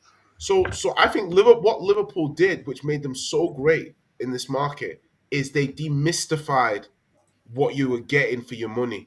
Like Edwards could tangibly lay out to the investors and to because FSG is stingy too. But FSG Yeah, was yeah, starting yeah, to yeah. go I know like that. I know that. FSG said, hey, you know what? Yeah, let's buy Salah. And look at when they bought Salah, yeah. 2 weeks later, Oh, Neymar went, yeah, and the whole market value changed. Yeah. So they got in and out before that happened Mm. because they were certain about what they were trying to do. It's funny. It's funny about Salah because, like Mamouche, Mido, who used to play for Tottenham, was pushing the club Yeah. to sign him. And then, if I want to go a bit You further, don't know if that's you don't know if that's just I nepotism. want to Every go. time there's a good Egyptian, man's Look, like, hey, the sign him. gymnastics is incredible, True. and I respect it. But let me go back further than that because we're now dealing with wages, right? Because Yeah. wages keep coming up. Wages. You can spend the actual fee, but if you don't spend the wages, then you don't get the quality of player. So that's what it was. Okay. Me as a young buck, my thing when I was younger, I really, really wanted Damien Duff from Chelsea, yeah? And even before Chelsea bought him, I wanted him from Blackburn. But anyway, let's go into the Chelsea example. Duff was surplus to requirements because them man had bought Robin. You know what I mean? Robin on the wing, and they bought another winger. I can't remember who the other winger was. But basically, they had enough wingers, and Duff was like surplus to requirement. So I'm like, all right, we missed out on the Blackburn one. If you've got Robbie Keane, Robbie Keane's like gonna like hook it up, you know what I'm saying? He could come to Spurs. All right, we've been linked with Damien Duff. You know what happens? All window long, you're linked with Damien Duff, whatever. All right, cool. Stumbling block, Spurs are pulled out. Why are Spurs pulled out? Wages. Newcastle are willing to pay the wages for Damien Duff. Yeah. Damien Duff Nah, go he to Newcastle. says he snubbed you. Yeah, Duff explains Spurs. but listen. This echo. I'm not saying this is the first time. I'm just using this one example, Okay. right? And I'm saying this echo to this present day, to this day, right? It's the same. Go on. Even Skriniar, this window, right? I'm not saying Skriniar would be good to play for us, right? I think he's slow in this highline. He would get killed, right? But still, it's like you have a guy that's a good center back, right? We need a fucking center back right now. We are bare bones, right? And we approach PSG, for loan, whatever, right? And Skriniar says, I'm on 330k a week, right? Are you going to pay me that? We say, nah, no thanks, mate, right? Hell no. And Fenerbahce rocks around, and they are like, yeah, come to Turkey, friend, right? It's like, fucking hell, like we can like it's plenty of examples, right? Not only from this window, other windows, right? And I honestly feel like with Ivan Toney, I don't know why, but I had a feeling reading all those journalist reports in the summer, right, that we actually wanted to go for Toney, right? But Toney probably wanted something like 300k at least, right? Not knowing him, right? And we just didn't agree. We went for Solanke because we needed an English striker for homegrown quota and shit, right? And as Solanke is on like 110k or something like that, right? He agreed to a way lower wage, which is Solanke's why we 90K. Solanke's 90K. Yeah, or 90k, right? It's peanuts compared to other strikers that we could get, right? And I think that's what's blocking us, right? We have this wage structure. Son is on our highest paid player, like 180k or something like that, right? I think break this higher. So I see where you guys are coming from. I kind of disagree a little bit. That wasn't my full point. I know. I know. But let me just push back a little bit on the wage thing. But all I was going to say, just to round it up, and then you push back. I'm saying this isn't it's happened from a very long time ago. Meaning, like when we had Robbie Keane, what year was that? Right. So what I'm saying is 2010. 2010. Let's say 2009. Right. That Robbie. Right. So this is Robbie Keane that went to Liverpool, right?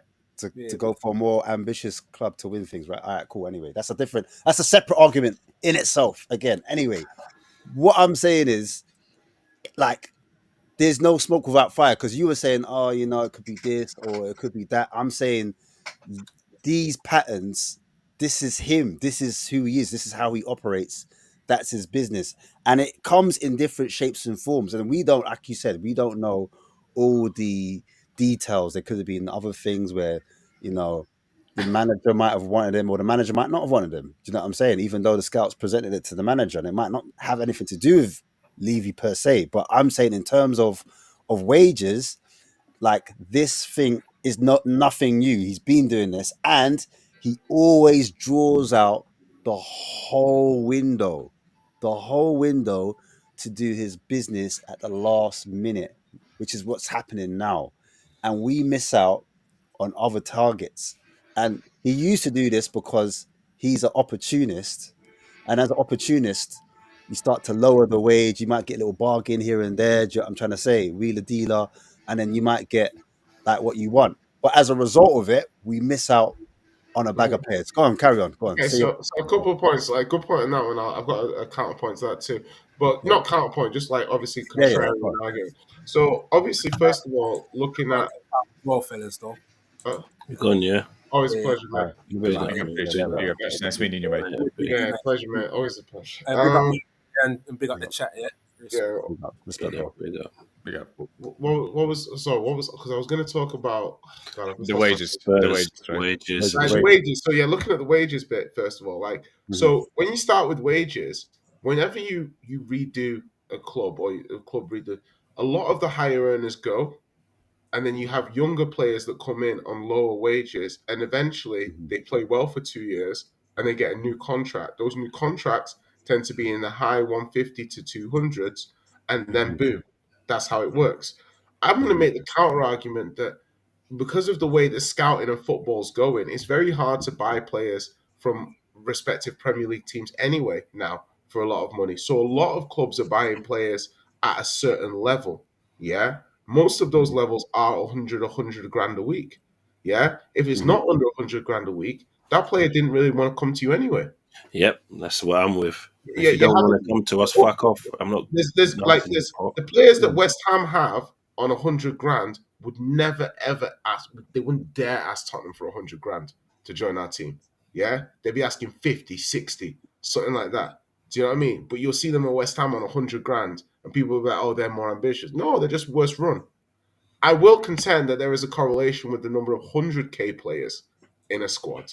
Yeah, so if you have X number of 100k players, that can be indicative that there's a certain level of quality in the squad. Because otherwise, you've got the position in that you are incompetent and you are constantly handing out 100k salaries to people. So the alternative view is you're not incompetent and you've got a number of high quality players in the squad. Now, in terms of what you're saying about going back in the past, yes, but different directors of football and different strategists have different approaches. So to me, that's fine. Is that Daniel Levy is the one who's been the sort of like the ceiling on the house across the whole thing. But let's say Daniel Levy had sold Spurs 5 years ago, and then somebody came in and gave Paratici the job. Like, so they gave Paratici the job, but it was like a new director. It was like Clear Lake or something, but they gave Paratici the job. Spurs, the way that we've been over the last few years, and nobody would be blaming Levy. Do you see what I mean? They would be saying, "Oh, like," because it's like with Clear Lake now and things like that. When you have different owners, people tend to focus less on the owners. Like one, and I don't think Levy. I think Levy has a lot to. Is very responsible for our current state and our stagnation and our downward trajectory over the years. I think he's very culpable. I also think that the club as well needed a strategy. But you look around at United, Chelsea, Villa, Newcastle. Let's look at all those clubs. Yeah, all four clubs. Yeah, United are the club that have won trophies in the last 3-4 years. None of the others have. Yeah, United fans might be the ones who are the most upset with what's going on with their club. Every Villa have been progressively doing well, but it seems every year now they have to sell a big player towards the end of the season because they're overspending at such a point to maintain their position, and now having to then every year they're having to balance the scales just before everything goes tits up. That Duran bid from today, fucking mad. 77 M's for Duran to Al Hilal. That's what I'm saying. So now they've got two choices. They got the 60 mil bid from Arsenal too. So they're two. That's a horrible situation for Villa to be in. They've got Watkins is the guy, but he's 29, and 60 to 65 is great money. Great money. They got to make a Especially when choice. you run. Mm-hmm. Do you see what I mean? But then on the other side, are you ready to sell Watkins and have Duran run the attack? I don't think Emery wants that. Because if he did, he would have played Duran more this season. Jay, if I can quickly, right? I think with fed you lot, man. Always a pleasure. Big up, man. Big up. pleasure, bro. Nice to meet you, Michael, man. Yeah. I think the issue with Levy, right, is that because you said why is he getting all the flack, right? Where there is like I know why he's getting this flack. Because he's the face, right? He like people need something to focus on, right? Because like I've always said that, like many people say that, oh, just slap the money down and then buy a player and whatever, right? The player comes. It's never as easy as that, right? The player can reject you. You can, not settle on agent fees. You cannot settle on like structure of payment, right? There is so many moving parts, right? That it's never only on Levy, right? It can be on the scout, it can be on the guy brokering the deal, whatever, right? It's always that. But I feel like it's just that he's the focus, right? And he's just taking the blame for how the club is run. And I feel like with the wages that you just mentioned, right? I agree with you that there has to be a certain structure to wages, right? I wouldn't want us to just sign like 5 randoms on 500k a week, fuck up the finances of the club, right? And suffer the consequences in like 2 years or something like that, right? I just have a feeling that the issue is that people see the financial potential that this club has, right? And it looks that we are not using that potential to benefit the club necessarily, right? Because I agree that we have, like, we already did what you said, right? We sold off most of our high earners in Perisic, Lloris, Dyer, and all those, Højbjerg and all those guys, right? And now we are renewing. But I just feel like this club has potential to do that, but on a higher scale, if you know what I mean, right? We can buy better talents. We can buy, players that are a bit more established on higher wages. I just feel like people just see us doing everything on a cheap, right? Where like we are one of the most profitable, all those Forbes articles about us being the most profitable club and all that jazz, right? And people look at that and then they see like 32% of wage to turnover ratio, right? And all that stuff, and people just get frustrated, right? I know it's not as easy as that, but I kind of feel sympathetic to those who rage about it, right? I am in the same box, right? I feel like Spurs have potential to be one of the best clubs in the world, right? When I started supporting Spurs as a foreigner, right? I looked at Spurs and I was like, yeah, this club can fucking, do something mad, right? In the next couple of years. And then, I got to know how things are run here. And I'm like, it feels as if our club chooses not to compete, right? On the level that it could with the money that we have, right? I feel like that there is like, they hard cap the barrier, right? They almost like do enough, that we always say it, right? They do enough to make us compete for top 4, right? They do enough to make us compete for this and that, but it always feels like it's not enough to compete for the Premier League, the Champions League, the Europa League, whatever, right? And I think it's just like built up frustration from like Poch years and Redknapp years, right? People have been growing more and more frustrated because they felt like this club was on the verge of doing something, and then we always go back, right? We are on the verge, this close, like edging push it, a bit pause, more, right? push a bit more. Yeah, push a bit more, right? And pause. But and then we just take a step back, right? And always like soft reset before we actually take the step over the edge, right?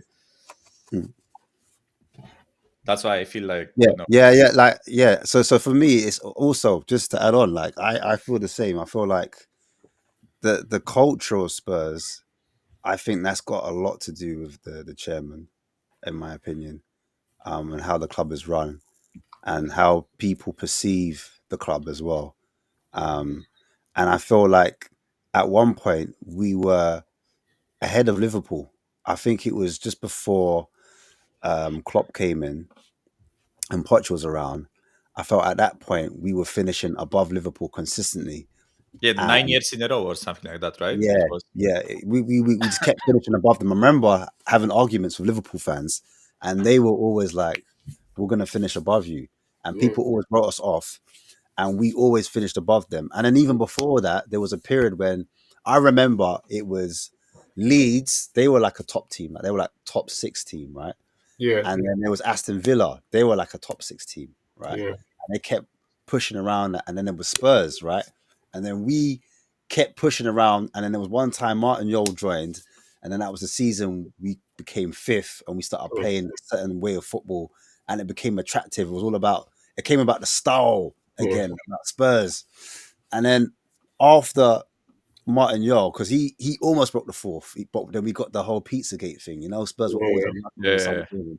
There's always something with Spurs, isn't it? Yeah. But then I just felt like when we did make that jump with Harry Redknapp and we broke that duck and we finally got into the Champions League, I don't feel like we took advantage of it as much as we could, So, and we almost took it for granted.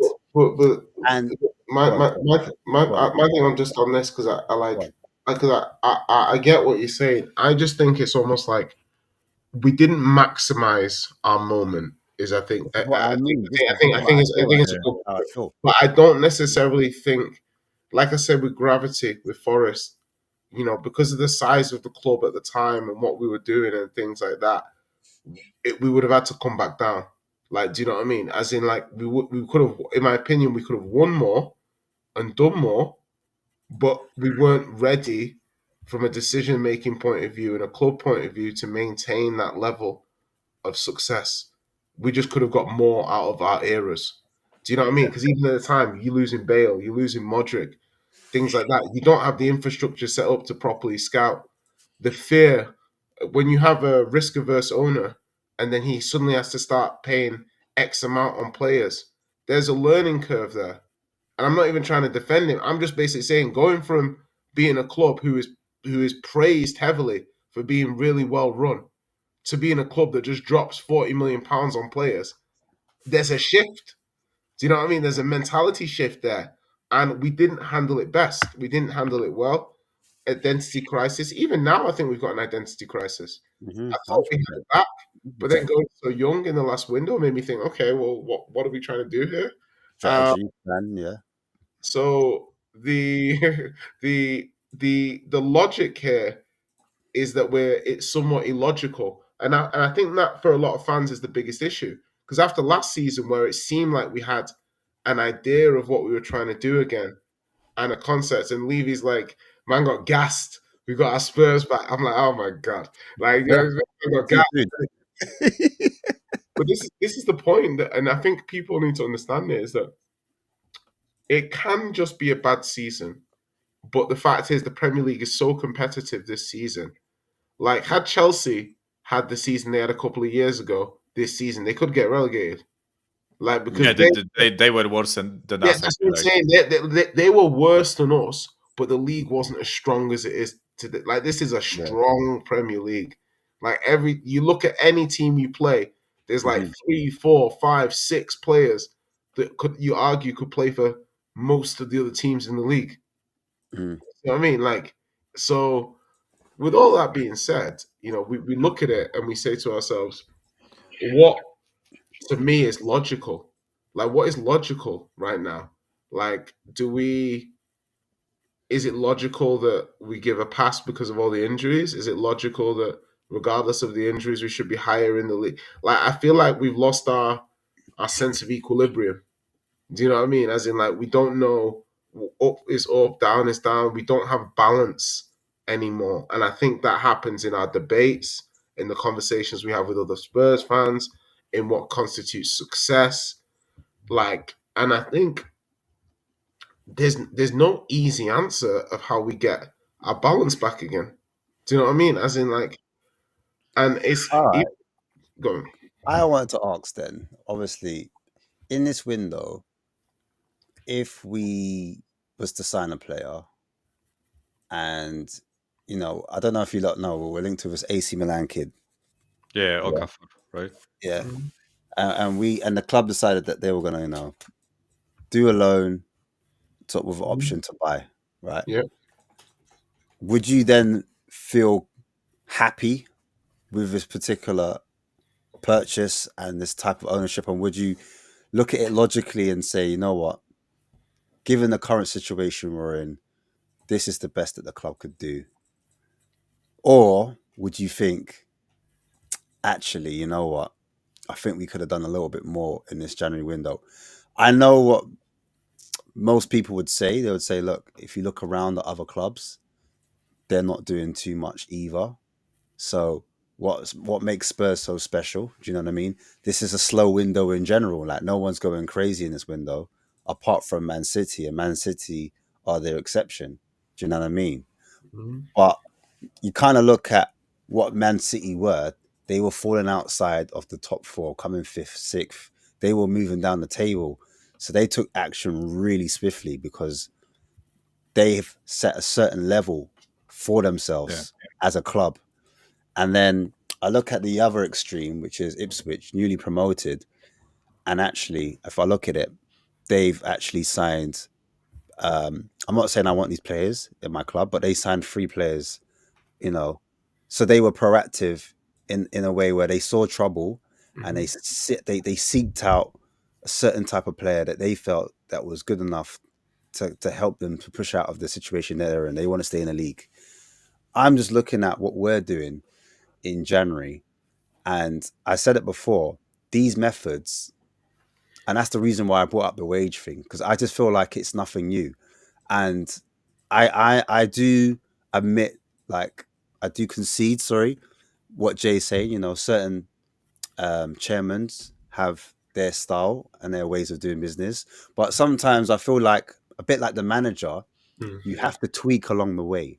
You have to adapt along the way. Do you not think we have? And to some extent, Yeah, I to some think, extent like, we did. Yeah. in line with inflation, when you say, like, the amount of money we spent, it looks great on the books. You know what I mean?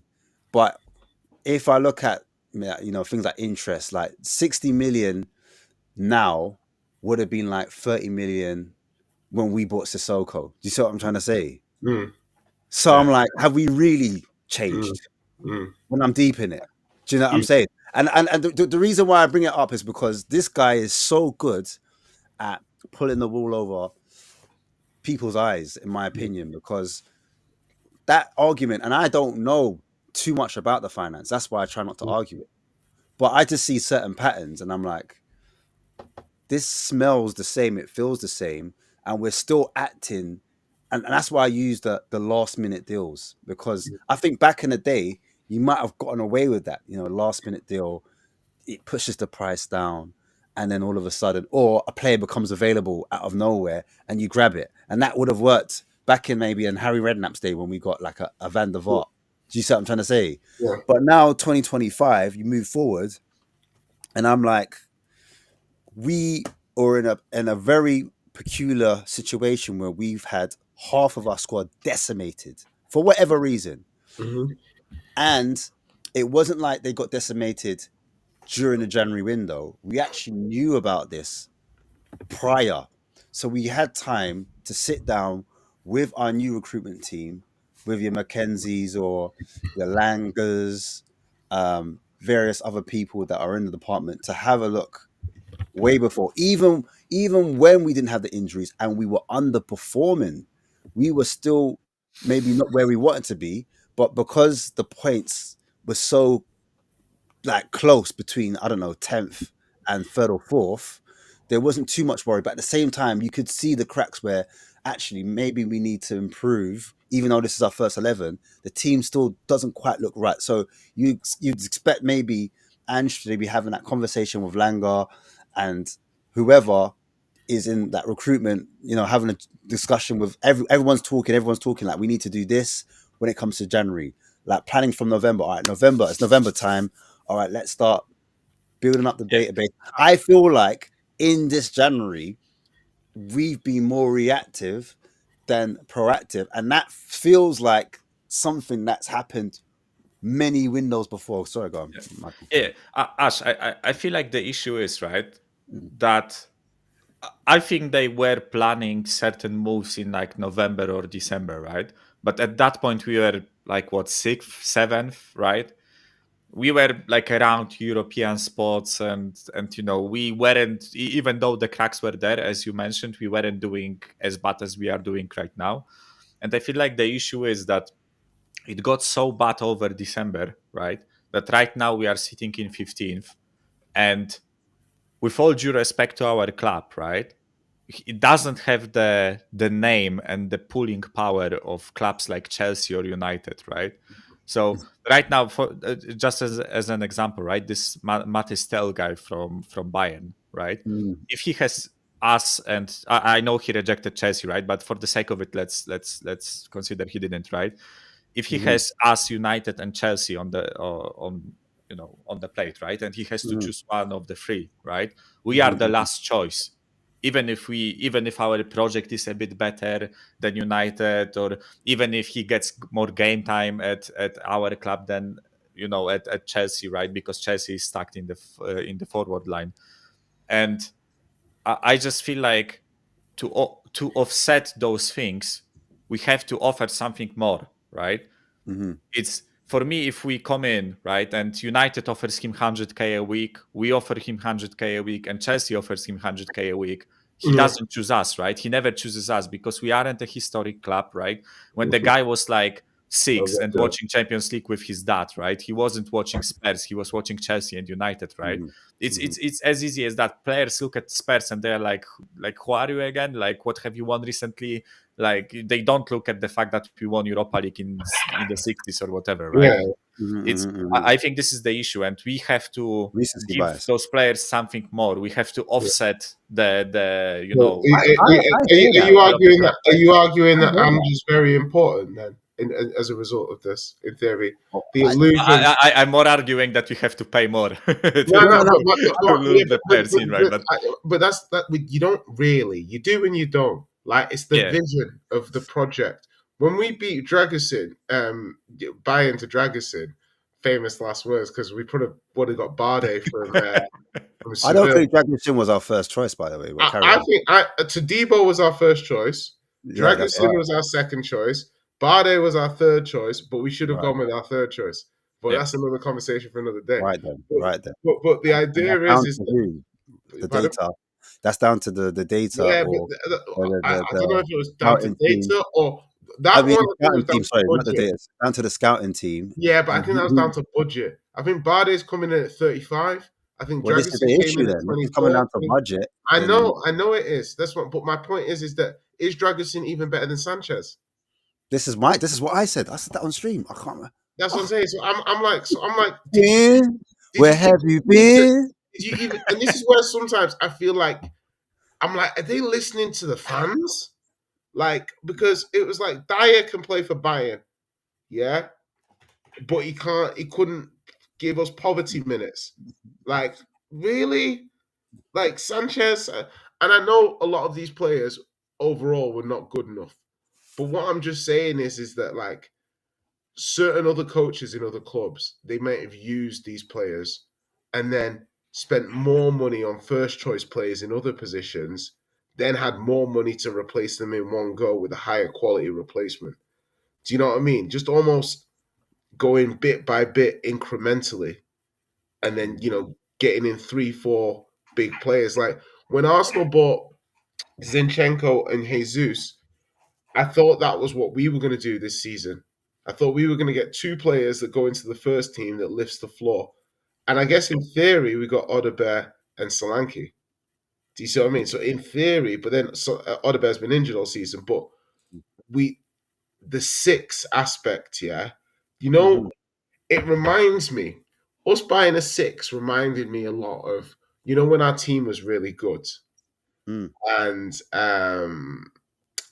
everyone would say it was so hard to improve on the team. It's hard to improve on the team. Yeah. That's how I felt about the 6 in the summer. I feel like the narrative went to, oh my God, is playing a 6 in Andrew's system is impossible. There's just nobody out there that can do this. And I feel that's how the narrative went. And a lot of us convinced ourselves, man, we'll do it next season. But it was a glaring hole that none of our players aggressively smelt danger in a formation that exposes you to danger. Exactly. So, Chaotic, high system. it's not something we can get away with, and we've been neglecting punished. it. We've been neglecting it. And my thing is as well, and you touched on it. I honestly thought in that type of system, profiling was essential. And I concede again that yes, we did get the Odeber in, who was a different profile to any type of wide player we have. But I thought we should have been, I wouldn't say stockpiling, but at the same time, you need in that system where you've got out of the three players, two of them hug the touchline. You need players that can go either side, on the outside or inside, and that allows your fullbacks, whoever they may be, to go under or over. They rotate simultaneously. Do you know what I mean? Yeah. So, and then also profiling in terms of, I said it before, in terms of the centre backs, Dragushin, who was in charge of that? Because that profile does not suit the system whatsoever. And these are the type of things I'm questioning. I'm like, who's in charge? Also, who recruited it? As one thing with Dragusin, right? Because I don't think many people mention it, right? Because we say about the fatigue and the tiredness and whatever, right? Yeah, Dragusin has played something like 23 games on a spin, right? Every single game he's playing, right? Yeah. And I honestly think we are at a point where our like second string team is getting tired, right? Because everyone is mentioning like Kulusevski and Poro and all those guys, right? I can find it and send it to you, whatever, right? But I've seen somewhere on Reddit someone did like the whole like minutes for every player that they played, and I think Dragusin is like our fourth player with most minutes this season, which is mad, and he has played more minutes than Van de Ven and Romero combined this season, right? Because like I'm not using that as an excuse, right? I still don't think that he doesn't like. I still think that he doesn't suit the system, and we are using him wrong, right? I don't think he's a player to play on a halfway line and do those like 1v1 defending, running towards your own goal. I don't think that's his profile, right? But I think it's like the tiredness and the minutes and all of that just adds on top of the issue, right? I think if he was getting more like fresh minutes and playing in Europa League or just playing against Everton but with a week break or whatever, right? I think he would look a bit different than he is looking right now, right? I think right now he's just, and same thing with like Archie Gray and other guys, right? Archie Gray has also played like 20 games on a spin, right? And like he's not getting breaks. You're right. I just feel like they try to do too much in one go. Am I making sense? Because they tried to buy all this youth and they tried to get rid of all the players that they thought wouldn't be right for the project. But if they got rid of, I felt like they got an exodus of people. They got rid of like a half a squad. They literally got rid of half a squad. And then it's not even like they stockpiled on youngsters, because they didn't even do that. They just said they bought one or two youngsters and they were like, oh, actually, yeah, this is all right. This is enough. And we're not going to go out. Because remember, there was a feeling in the Spurs fan base that, all right, we're going to go and get a midfielder now. All right, when we're going to go get it? When we're going to go get it? When we're going to go get it?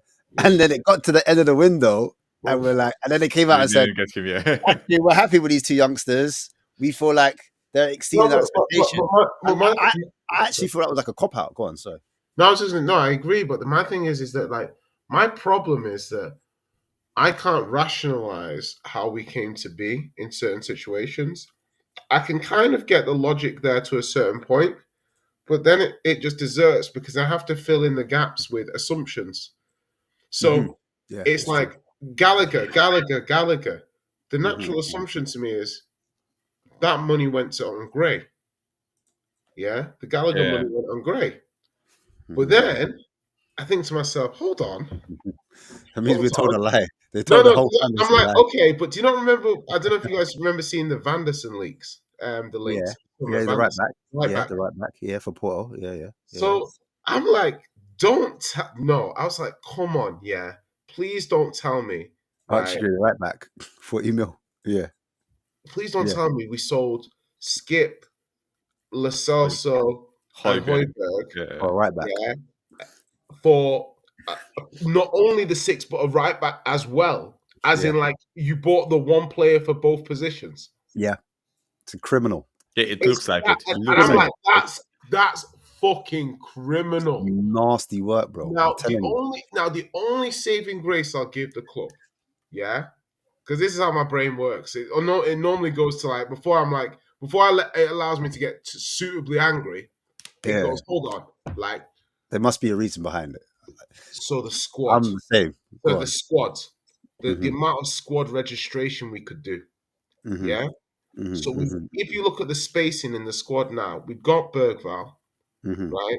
The Yeah. squad's so tight we couldn't even register Spence, Mhm. That's right. right? Yeah, that's So right. maybe they looked at this and said, hold on, if we get Gray, yeah, Mhm. Gray can play, he's played right back all season for Leeds, so he can back Porro up, yeah. Yeah. But he could also back up the six, and we'll use Bizuma and Bentancur as the sixes. We'll use Kulu and Madison. We'll use Sarr and Bergval and Gray. So we'll use Gray and Bergval to job share under Sarr's minutes, and then we'll get another winger. Hence, we got Odobert and Werner. Yeah. Mhm. See what I mean? Yeah. The problem is Poro's drop off. Mhm. Werner Sons drop off. Son's drop off. Werner being purchased because Richarlison was injured. We hadn't bought Solanke at the time. We hadn't bought Odobert.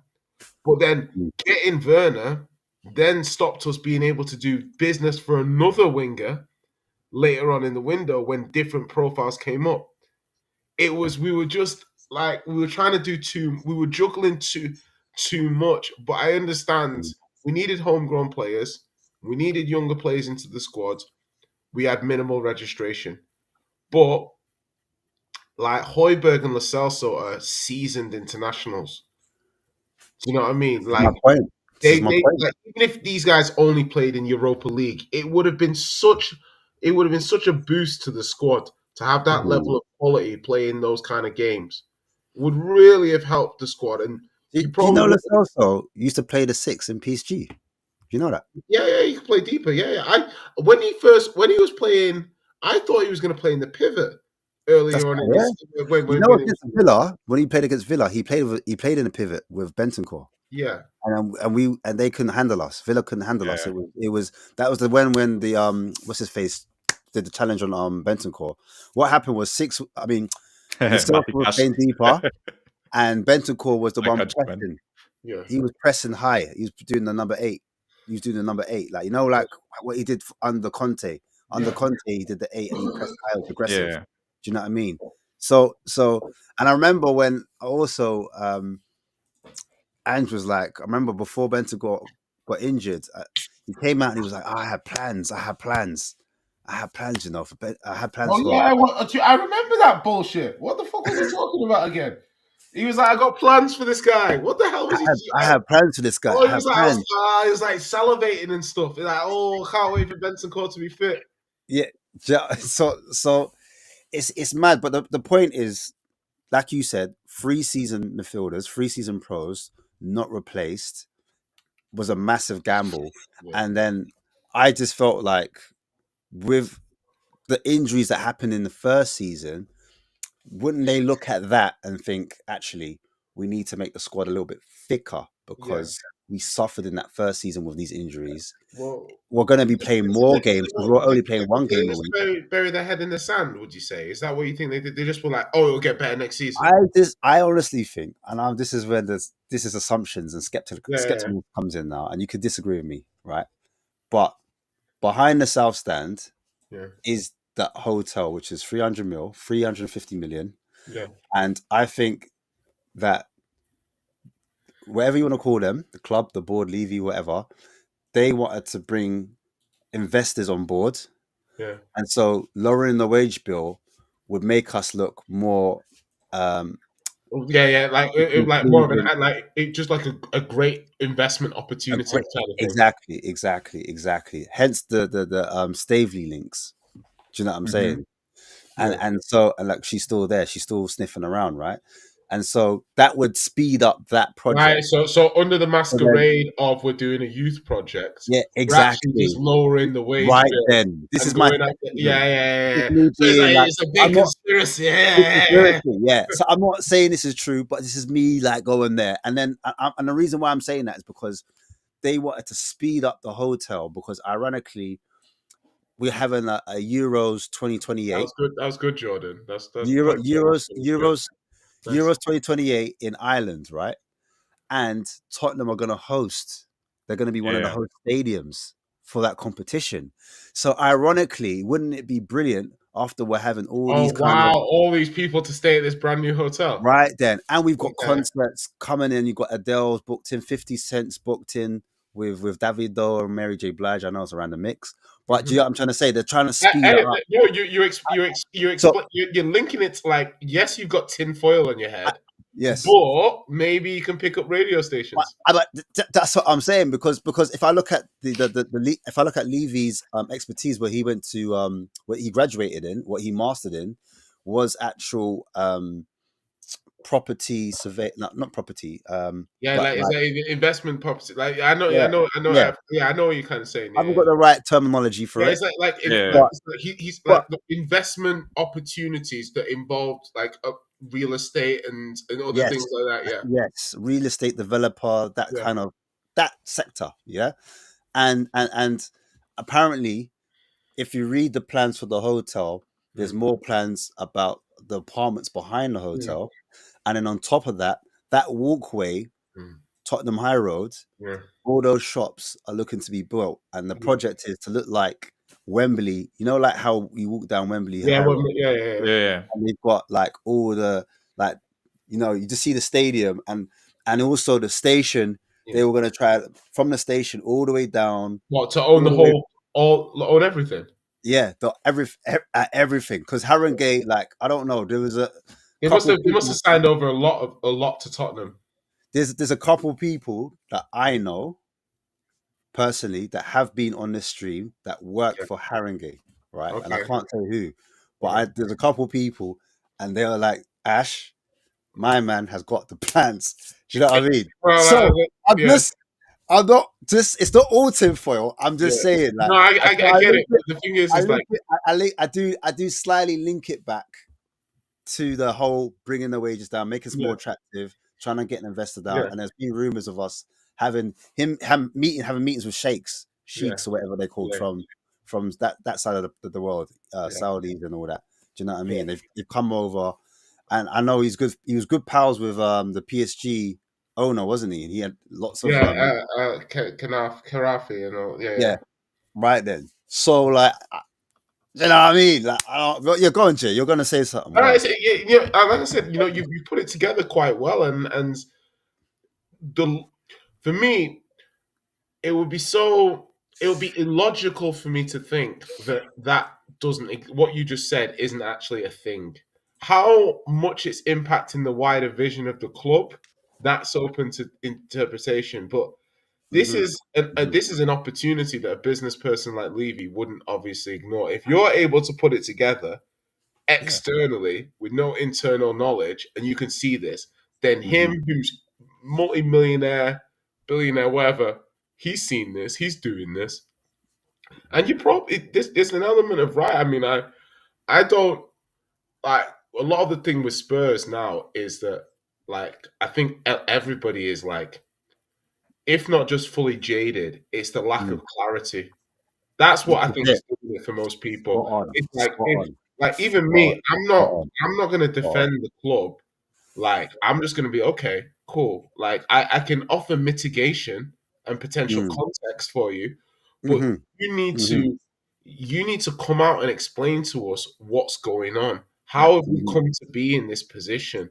Why have we not been able to buy 20? Like, I'm not sure I want Lang to be like, hey, motherfucker, we bid for Duran on the 1st of January. I don't need that level of detail, but I need a high level of clarity, because basically what you're doing is you're sending Ange out there every week to answer Mhm. questions the director of football should be answering.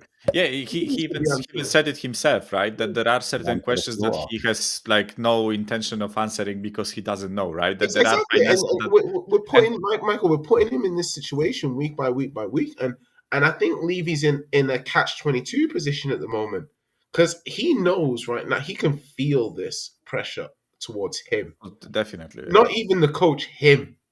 Yeah, you can't sign Ange, otherwise it's insurrection at this point. Yeah, because everyone is looking at, and to be fair, it's like I'm almost like if you have a 24-man squad, 25-man squad going into the season, and it gets wiped out, yeah. If I'm the chairman and I gave you a 25-man squad, and you're like, I need more, I'm like, but we're paying 25 players. Eventually, these players are going to come back. Do you know what I mean? Which isn't what a club wants to hear. But if I'm the chairman, I might say that, right? Yeah. Facts. Do you know what I mean? So I look at that way as well. But Yeah. the thing is like already Yeah. we're at a point now where two players. Thanks, Jordan. That's the nicest thing you said to me all night. It's like we got two players and they're going to balance it out. I'm not trying to defend the club or leave it. I'm just even saying already people are like, we need a left back, we need a striker. I'm like, okay, first of all, you can only replace three. Pretty cool. Three people in the Europa League squad. So already, if you want to put Kinski and Spence in, yeah, you can only add one more player, right? Now, if we buy two players, now if I'm a club owner and you want me to buy two players and only one of them can play in Europe, okay. Especially just to add on to that, because I think that's the reason why he still got the job, because they see that as a route into Champions League. How about that? Yeah. Because otherwise, I think he'll be gone. Because normally, better coaches have gone. That like Mourinho lost against Zagreb, right? And quickly after that, doesn't matter if you are in a Carabao Cup final, right? No way to and he was way closer to top four, right? I'm not saying I don't think we would have gotten like top four with Mourinho that season, right? But still, it's just like mathematically, it's not up. It's up against you. Bye bye. Like don't care that you are Mourinho. Don't care, like and all that stuff about his clause about like winning trophies, right? Apparently, he had a clause that if he wins us trophies and gets sacked, he gets a way bigger payout or something like that, right? I think they just took a calculated risk, right? Yeah, but it's sorry, I lost my train of thought. Sorry. It's I know what you mean. It's like a stream of consciousness, and then it stops. You're like, where am I? Yeah, where are we? But no, it's a weird one because I it's not a weird one. I just honestly think that's how he's thinking. I'm trying to think how he's thinking. I think that's what I'm trying to do. Put my mind in his head, and he's like, all right, I can't really physically buy more than two players because if I'm trying to win these competitions, like for example, if he wins the FA Cup, he gets into Europa. So it's another way in. Do you know what I mean? Is he thinking now the league's done, it's finished? Technically, all we have to do is win 2 or 3 games to be safe. Let me put all my eggs into that basket. So actually, let me just. But you're saying this now, so what? My only thing is, what team are you expecting to get ahead of Brentford? Because if you think about it, you've got Liverpool and then you've got Villa. But I think to save face, I know the chairman. He wants to throw that Brentford game, doesn't he? Yeah, but I know I don't know if that conversation's has been had, like where he's internally with Ange, where he's like, all right, here's the ultimatum. We're giving you the cups. You like you said, you always win in the second season. Yeah. And so we're not gonna win or bust. So he's either gonna end our trophy drought or he loses his job. Basically, because he said that I always win in my second season. They're like, fine. And also it's a catch-22 because Ange is obviously the front man, and I feel like Levy can hide behind him because that was the reason why. Remember when we were winning, Levy came out. He was doing press conferences when we won unbeaten runs. Like he'd never done that before, and he was all like, "We've got our Tottenham back," all that type of stuff. And then obviously there was a an interview with Simon Jordan, right? Done up, It hasn't been released since. but it hasn't been released since because Yeah. they didn't see this coming. Do you know what I mean? Yeah. Now, I don't know if you've seen the latest video where there's a top PSR FFP expert, and he's taken on Simon Jordan, Mhm. and he's saying to him, "Well, actually, Spurs are in a fantastic position to spend money. Do you know what I mean? The stadium debt is long term, and when they purchased the stadium and they did the deal with the bank, Yeah. it was at 1 to 2%. Mhm. If they did it any time later, it'll be 5 to 6%, so it'll be a lot more expensive. So that actually, the interest fee that he's paying on it is way lower than it would have been. So actually, that it's not a factor in this whole thing in terms of spending money. It doesn't affect our ability to spend money. And then he was talking about the wages, like in relative terms. He was breaking it down. He broke down a lot of things, and Simon had a lot of like rebuttal. Simon was trying to, but as an owner, it's different. I disagree, and blah blah blah. And then the guy was like, "No, this is nonsense. Like what he's talking about is actually untrue. Like because Jim White's in the middle. It's like in layman terms, are Spurs able to spend money?" And like he's like, "Yes, of course they are. I'm not a Spurs." He's like, "I'm not a Spurs fan. I'm reading the numbers from this particular financial guru." And Jordan also admitted that he respects the guy that was right, innit? made down the numbers. Probably Kieran Maguire or something. So it was a good little back and forth, but it was too. Well, technically, Jordan's not really a neutral. I think I don't know. I don't know the history behind it, but apparently, I don't know. Don't quote me on this. Obviously, Jordan went bust with his ownership when he was at Palace. Crystal Palace, right? Yeah. And I think Levy had ties in some of the media links and was able to bring like Jordan across. Like I remember they were competitors at one point, but he actually invited Jordan over once he left his Crystal Palace job.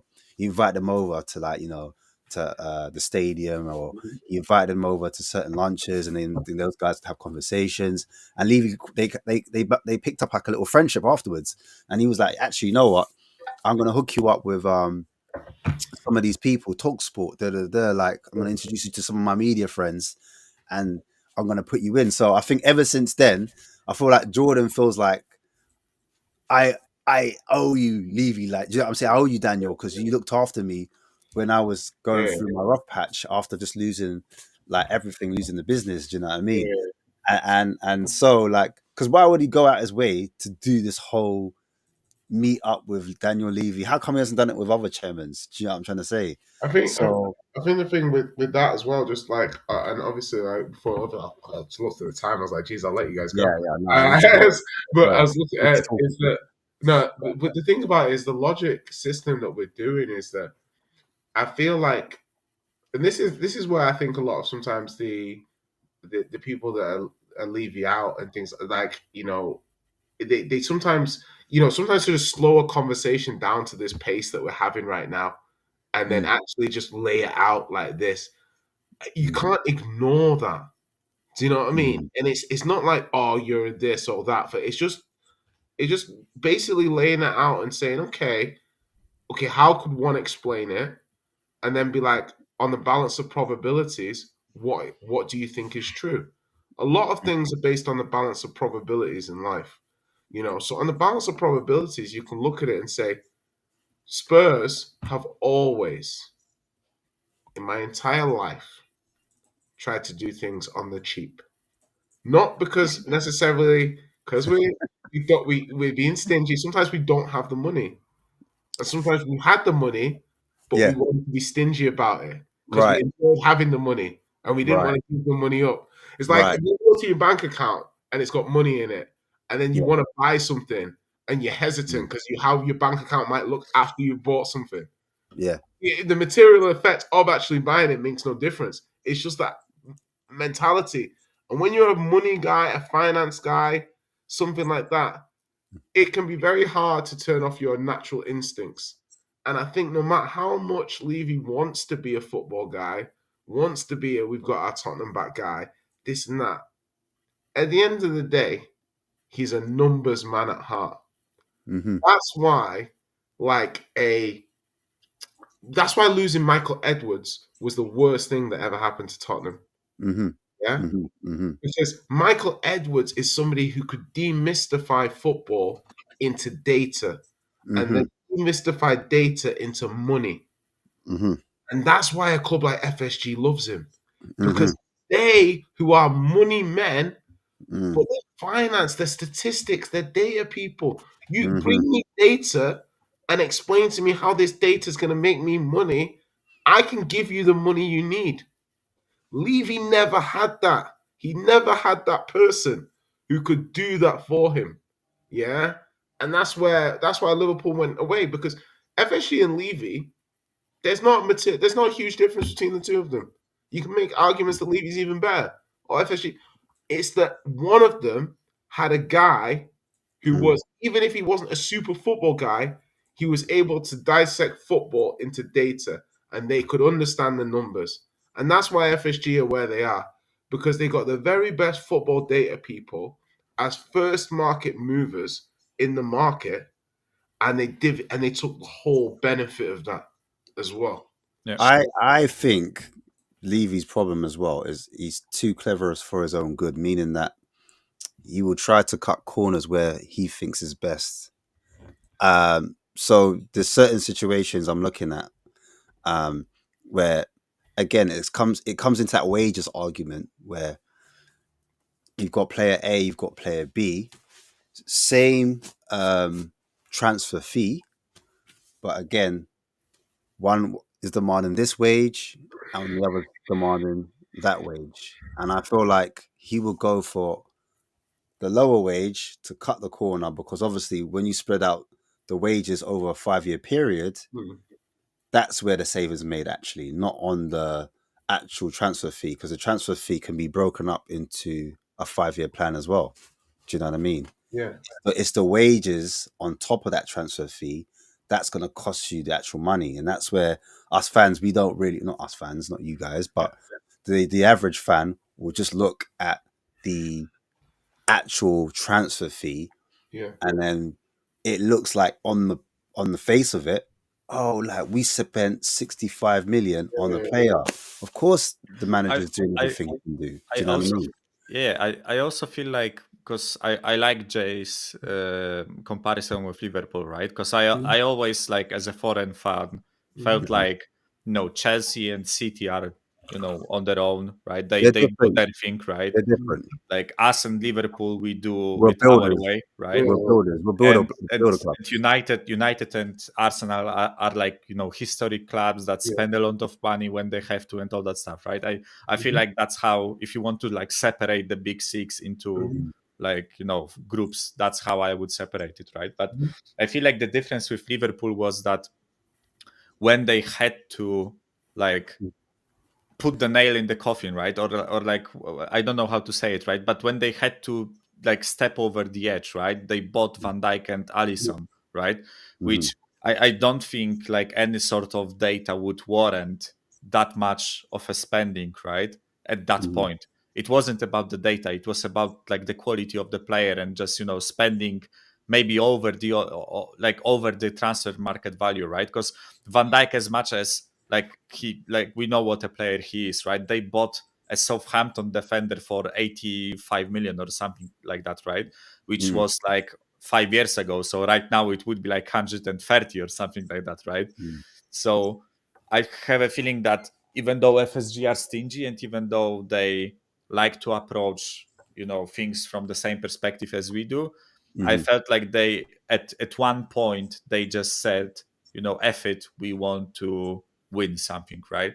And I think this is because like me personally, right, when I look at Levy, I wouldn't, if he changed his approach a bit, right, and actually gave me a feeling that this club is competitive and wants to compete for things, right, I wouldn't mind him staying. I have nothing against like Levy as a person, right? Because there are like Levy out people, even the ones. It's like we don't know the person per se. Yeah. So why project? Why would we care? Yeah, like why Yeah. project an image of in our heads of what we think he's like? We just base it on how he runs the football club, right? Exactly. Exactly. Exactly right. If he changed, I wouldn't mind, right? I Mm-hmm. wouldn't mind him staying. But I as a foreign fan, right? I said it. I chose Spurs because I felt like they had the chance of winning something, right? When I started supporting, we were fresh off, like at 2 title challenges, finishing in top three times, right? Then the season I was like really supporting, we got to the Champions League final. So for me, it looked like this club is close to competing for something, right? And those seasons gave me joy, right? When I was watching Spurs, even though we didn't win, I felt like we were really close, right? But then it came to a moment where I, as a fan, that also I didn't know like much context about football at that point. I now know a lot more about like ownerships and all that stuff, right? But for me, as a newbie, let's call it, right, I felt like this is the point where you just buy a good player, you support Kane and Son and all those guys with quality players around them, right? So And you to were, go on and you were win. shocked at how we just didn't buy somebody. Yeah, like I said that I got catfished, but by Spurs, right? And I feel like that's a good that's a good But thing to say, right? Yeah. Can I say quickly just about Liverpool? Like, I feel like with Liverpool, they had Salah, they had Mane, right? Or was it Mane then Salah? I can't remember which order it was. Mane then Salah. It was Yeah, Mane Mane then then Salah, Salah. yeah. Yeah. But I feel like as they know every player goes through their cycle. Every player eventually peters off. I feel like they prepared a lot better in terms of year on year what they did to kind of recruit in terms of attacking player. So they may have known that eventually Mane is going to get sold, or Mane may decide his future's no longer here. They're going to have to replace him. So they start preparing players like you getting a Jota in one season, right? Yeah. Okay, cool. You've got Jota in. All right. Are they sleeping on Jota? No, they're going again. And this is why Mane's here or where Salah's here. All right, cool. Let's get Diaz in. All right, cool. Mane's gone now, but Salah could be the next guy. You've got Jota in. We got Diaz in. All right, cool. All right, it's still not enough. All right, now we've got Jota and Nunez, Diaz. Let's yeah. get Nunez in. Let's get Darwin Nunez in. All right, cool. Still not enough. Do you know what I mean? Even though Salah's still there, Chiesa. Do you know what I'm saying? All right, cool. They've also got who's the other player? They've got like younger player, Harvey Elliott, the younger players in coming in. Do you know what I'm saying? Yeah, like Dan's and all these they've young got kids as well. Dan Ben now. Hook and all And this then, sort of and then even I've forgotten Gakpo. Do you know what I'm trying to say? Even though they know Salah's the main breadwinner, whereas when we had Kane and we still got Son, we haven't done the quite succession planning. But the fans were just as bad. The fans would be like, "Oh man, it's so hard to buy quality. Like no one wants to come to Kane." Do you know what I mean? Forget the fans. You as a club should have this strategy, because you can't always listen to the fans. You do bend with the fans, but at the same time, I just felt like their succession planning for Salah's eventual bye-bye is a lot better than what we're doing with. But one thing as well is that I'll also say that they're world class players. Like they stayed world class. Yeah, I don't know, like, I like I mean, we had because we had True Toby and Ericsson, and we had players that were teetering for and who were on that cusp. Some of their players took that stride, and our players didn't. And I don't know what. I think that also comes down to the nuance of the fact they had Klopp and we had Poch. They had a better coach. Marginal gains. And also they won stuff, right? So maybe the motivation was better. Exactly. Yeah. Like a lot of people said, the Champions League, they won the Champions League before they won the league. Yeah. So it's almost like had they not beaten us, could have been it for Klopp. Do you know what I mean? But irrespective of that, like regardless of that, don't you still think, like, supposing Salah wasn't world class, the fact that they still kept like addressing that area, compared to how we had Son, and like I don't feel like there's even up till now a plan after Son. And Son, Oh Definitely, God, right? This we season. don't have a Son plan, did this bro. season. We were hoping that we might find the solution. That's why I'm saying with Johan Lang, yeah, these acorns that we're burying, one of them's got to grow into a fucking oak tree, or we're finished. Yeah. Well, that's the whole point. I think the whole point of a transfer window is that you know that 50% of the transfers don't actually go through. I mean, not don't go through. They don't succeed. So you know that, like, all right, we've invested X amount of money and we've made 6 transfers. Out of those 6, 3 of them, maybe 2, will be the actual people. Do you know what I mean? But that's the risk that, as a club, you've got to do. You've got to continue every January, every summer. You just got, not every necessarily every January, but every summer you have to replenish. You have to replenish. And I feel like, and big up Archer on his comment, I feel like the players like Ndembele and Lo Celso really hit the club hard, and we've just got this scar where that's affecting our ability to maneuver a bit quicker in certain areas. Also, like, because you said about like 50% hit rate, right? I feel like with Spurs it's like 10%. I feel like every single like attempt that we made at buying or preparing for the future, right? It didn't really work out because like you can look at like Musa Dembele, right? As an example, right? I think Ndombele was supposed to be what Musa Dembele was for us, right? Yeah, Or he like was. close to it. I'm not saying they He were was. like the same player, right? He was. But it failed, right? Then you have Lo Celso, who was like up and coming attacking midfielder and like For all over the Eriksen. pitch. He's meant to be for Yeah, for Eriksen. Yeah. Eriksen, right? Yeah. And then you have like maybe you have Richarlison as a preparation for Kane, right? I know it sounds idiotic, right? With Yeah, the no, it context was. that we You're have, right. right? It was. But That's what it it was was. a preparation, right? And That's what it was. with Son, maybe Johnson is that guy, right? Or I know it's the other But, wing, right? but I before just you feel get like to Johnson, the hit rate is not there, right? but before you get to Johnson, you were spot on. Richarlison was the last one. We were meant to. I feel like after the Ndembele Lo Celso, and then it was Richarlison a little bit later on. That affected us because it didn't really kick off. It wasn't like, all right, Yeah. we messed up, onto the next one. All right, we messed up, onto the next one. All right, we messed up, onto the next one. It was like that cost us a lot of money.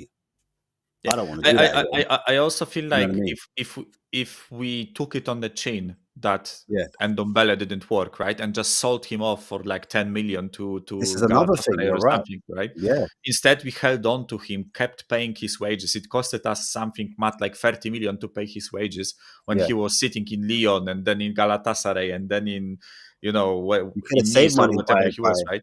accepting a lower fee, and then you would have to pay the wages. And I just So- feel like it just stacked on top of each other, right? We kept failing with the replacements, right? And right now we have a squad where because like I actually think that finally with the defense, I know certain players haven't been performing up to a standard necessarily, right? But when I look at like Udogi, Poro, Van de Ven, and Romero, and Vicario, I feel like this is a quality backline, right? If you actually don't expose them like Ange does with his system, but let's not get back to Ange, right? But I feel like it's a quality back five. You can build on that, right? I actually feel like we kind of finally got like replacements for Walker, Rose, Toby, and all those guys, right? I'm not, I'm not saying they are in like the same quality, right? Peace. Yeah, I'm not saying they are in like same quality, right? But I feel like it's a good attempt, right, to fix the backline. I just feel like in the forward positions and midfield, we completely screwed ourselves over, right? But then you come to a question: who the fuck thought that Richarlison could be a replacement for Kane, right? Because like for most of us fans, just casual fans of Premier League, you watch Richarlison play and you know that he's not in the same stratosphere as Kane, right? Like there was no replacing Kane 1-to-1, right? Because I think Kane is like a world-class player, one of his own, right? But you could get way closer to Kane than Richarlison, right? For similar money, I think, right? Because we spent a lot of dough on Richarlison, and we ended up with a guy who hasn't played for us for like a year and a half because he keeps getting injured, right? It's like, There's a player. Do you know? It's funny you say Richarlison because I agree with you. He was meant to be a Kane replacement. He was, and I remember Danny, big up Danny. Yeah, he kept saying it. He is the one that's going to replace Kane. I'm telling you. I've been told. Blah blah blah. He's the one that is going to replace Kane. That's the reason why we brought him in. Blah blah blah. But I also heard that Paratici was a big fan of another player from West Brom, and he wasn't even a striker. Because I remember we bought Richarlison at first. Richarlison's not a centre forward. Richarlison is actually a wide forward. Yeah, He's actually like, if you watched him at Watford, when he was playing at Watford, he was playing off the left, yeah, and then get into the box and scoring goals. Again with Everton, remember they had Calvert-Lewin, so it Yeah. wasn't that they played a two up front. Calvert-Lewin was the lone striker, and Richarlison was coming off the left and scoring goals. And it was only when Calvert-Lewin got injured for a long period, in his last season, that's when Richarlison played the lone striker and it was Yeah. only because they're out of the situation they were. So he wasn't even technically a number 9 like that. Do you understand? So at the same time, I think the club brought Richarlison in as a wide forward, not necessarily a number 9. So that's why I add a little question mark on that whole signing. If he really was the Kane replacement, if they really, because that would be planning, that they were forward thinking. But I honestly think sometimes they look at that opportunity, because remember, at that same time, Everton needed the money. They were in Yeah. issues with FFP or PSR, whatever. And Levy saw that and was like, I'll take advantage of that. Similar to Maddison went down. He took advantage of that, bought that. Same with Brennan Johnson. Again, another opportunity, because they had FFP, PSR problems, and he took advantage of that. So as much as I want to give credit to the club to planning, I still think it's an opportunist. And that's what I was trying to tell to Jay. It all smells the same. It's Yeah. all about opportunities. And that's why I remember Brennan Johnson was at the end of the window, right at the end. It wasn't at in the middle Yeah, of the start. and that whole like Brentford thing, right? That Brentford beat like what 12 million less than we did, right? And they, yeah, like before that just stinks, right? That just because like the reason why I said about like all those guys and we failed, right? I feel like they had like planning in mind, but it wasn't done like in a structured way. I felt like Yeah. it was like a bit scattergun, right? Especially like the Johnson It's stuff, right? more And opportunity, and then it gets presented to the manager, and the manager goes, "Yeah, I want that," and then it gets presented that Ange wanted this player. For example, I'm not backing Ange, but I'm just saying yeah, Ange will come out now and say, "I've always wanted this player," and then fans will buy into that and be like, "See, he said he always wanted that player." Do you know what I mean? When I just feel even like Timo Werner. I honestly think that was because remember, Manchester United was offered him first. It wasn't like we had first dibs. He was offered to Manchester United first, yeah, and then Manchester United, Ten Hag said no, he doesn't want him. They turned him down, and then we had the afters. Do you know what I mean? And then yeah. that's when he offered it to Ange, and then now when Ange bought him, was like, yeah, I wanted him the whole time. I wanted him. He was perfect for our system. And I can change him. I think I'm the one that's gonna get the best out of him, and it's on me. It's on me. Do you know what I mean? Yeah. And like I'm not excusing them for that, because why are you taking bullets for these man? Do you know what I'm saying? Because Yeah, they're this gonna be is the your issue own with that. downfall. Yeah, Yeah, this is my issue with him as well. Because I'm like, bro, if you just said less, you didn't have to do all of that. Do you know what I mean? yeah. But Like at the same time, he yeah. was Captain Save-A-Hole. He wanted to change the culture in it, and he thought the only way to save the culture is to kind of, say it's all on me. It's all on me. Because the previous manager before that was like, these guys, man, 20 Yeah, years. Wow. these players, these Yeah, owners, like exactly. He Conte separated pointed fingers, himself. right? And so Andrew was like, the only way I can do this is if I hide this man away. Do you know what I mean? But he could only hide him for so long before Yeah, the cracks started showing. And then all of a sudden now yeah. the fans have come back round twofold as well now. Yeah, this is the issue, right? He took all the responsibility on his shoulder when he didn't need to, right? That Didn't need to. like he Didn't need did, to. like he could stay in the middle. He didn't have to like call them out, or he didn't have to protect them, right? He Yeah. could just like give those PR answers, like you know. Oh, Ange, did you want Brennan Johnson? Yeah, we thought he's a good player. I talked with this guy and that guy, right? We looked at the data, we signed him, right? I think he will be useful for our club, right? Instead, he goes on this tirade that, yeah, I chose him. Every player that comes is through me, right? And all that stuff. But you also like answering that way. with the Brennan Johnson question, you also take on responsibility for all the other transfers, right? And people start pointing finger at him for example, the transfer window that we had, the summer transfer window, right, where plenty of us were dissatisfied with what happened, right, with the incomings, right, and then we point the finger at him, right, because he said everything goes through him, right? Bullshit. Like in no way everything goes through him, right? There were plenty of players. I can bet my house on it, right? There were plenty of players that he had no idea were coming, right? But Exactly. he took all the responsibility on him and became a target, basically. Like, but we have to respect him for his words, right? I can't say like, oh yeah, it's all on me, and I'm like, nah, you're bullshitting, catch. Oh, stop it, you silly, right? I know it's all on Libby, right? If he says it in the presser, right, I will point the finger at him, right? And yeah, then he takes the responsibility for fucking Werners and all that stuff, right? So yeah, this is the issue, right, with Ange. And yeah, it's like it's a tough situation we are as a Spurs fan base in, right? Because like I never expected us to fight for survival and all that stuff, right? And yet we are still in those like Europa League Cups and Carabao Cups, right? And I said we will get slapped up at Anfield, right? I am convinced of it, right? I think but that's there is this this little bit No, I of me hear it. that's like There's a little bit of hope in a lot of fans. Do you know what I mean? And I think that's where, and it's hard to take. It's not hard. It for a lot when you're a fan, you're gonna have those glasses on, aren't you? Slightly tinted.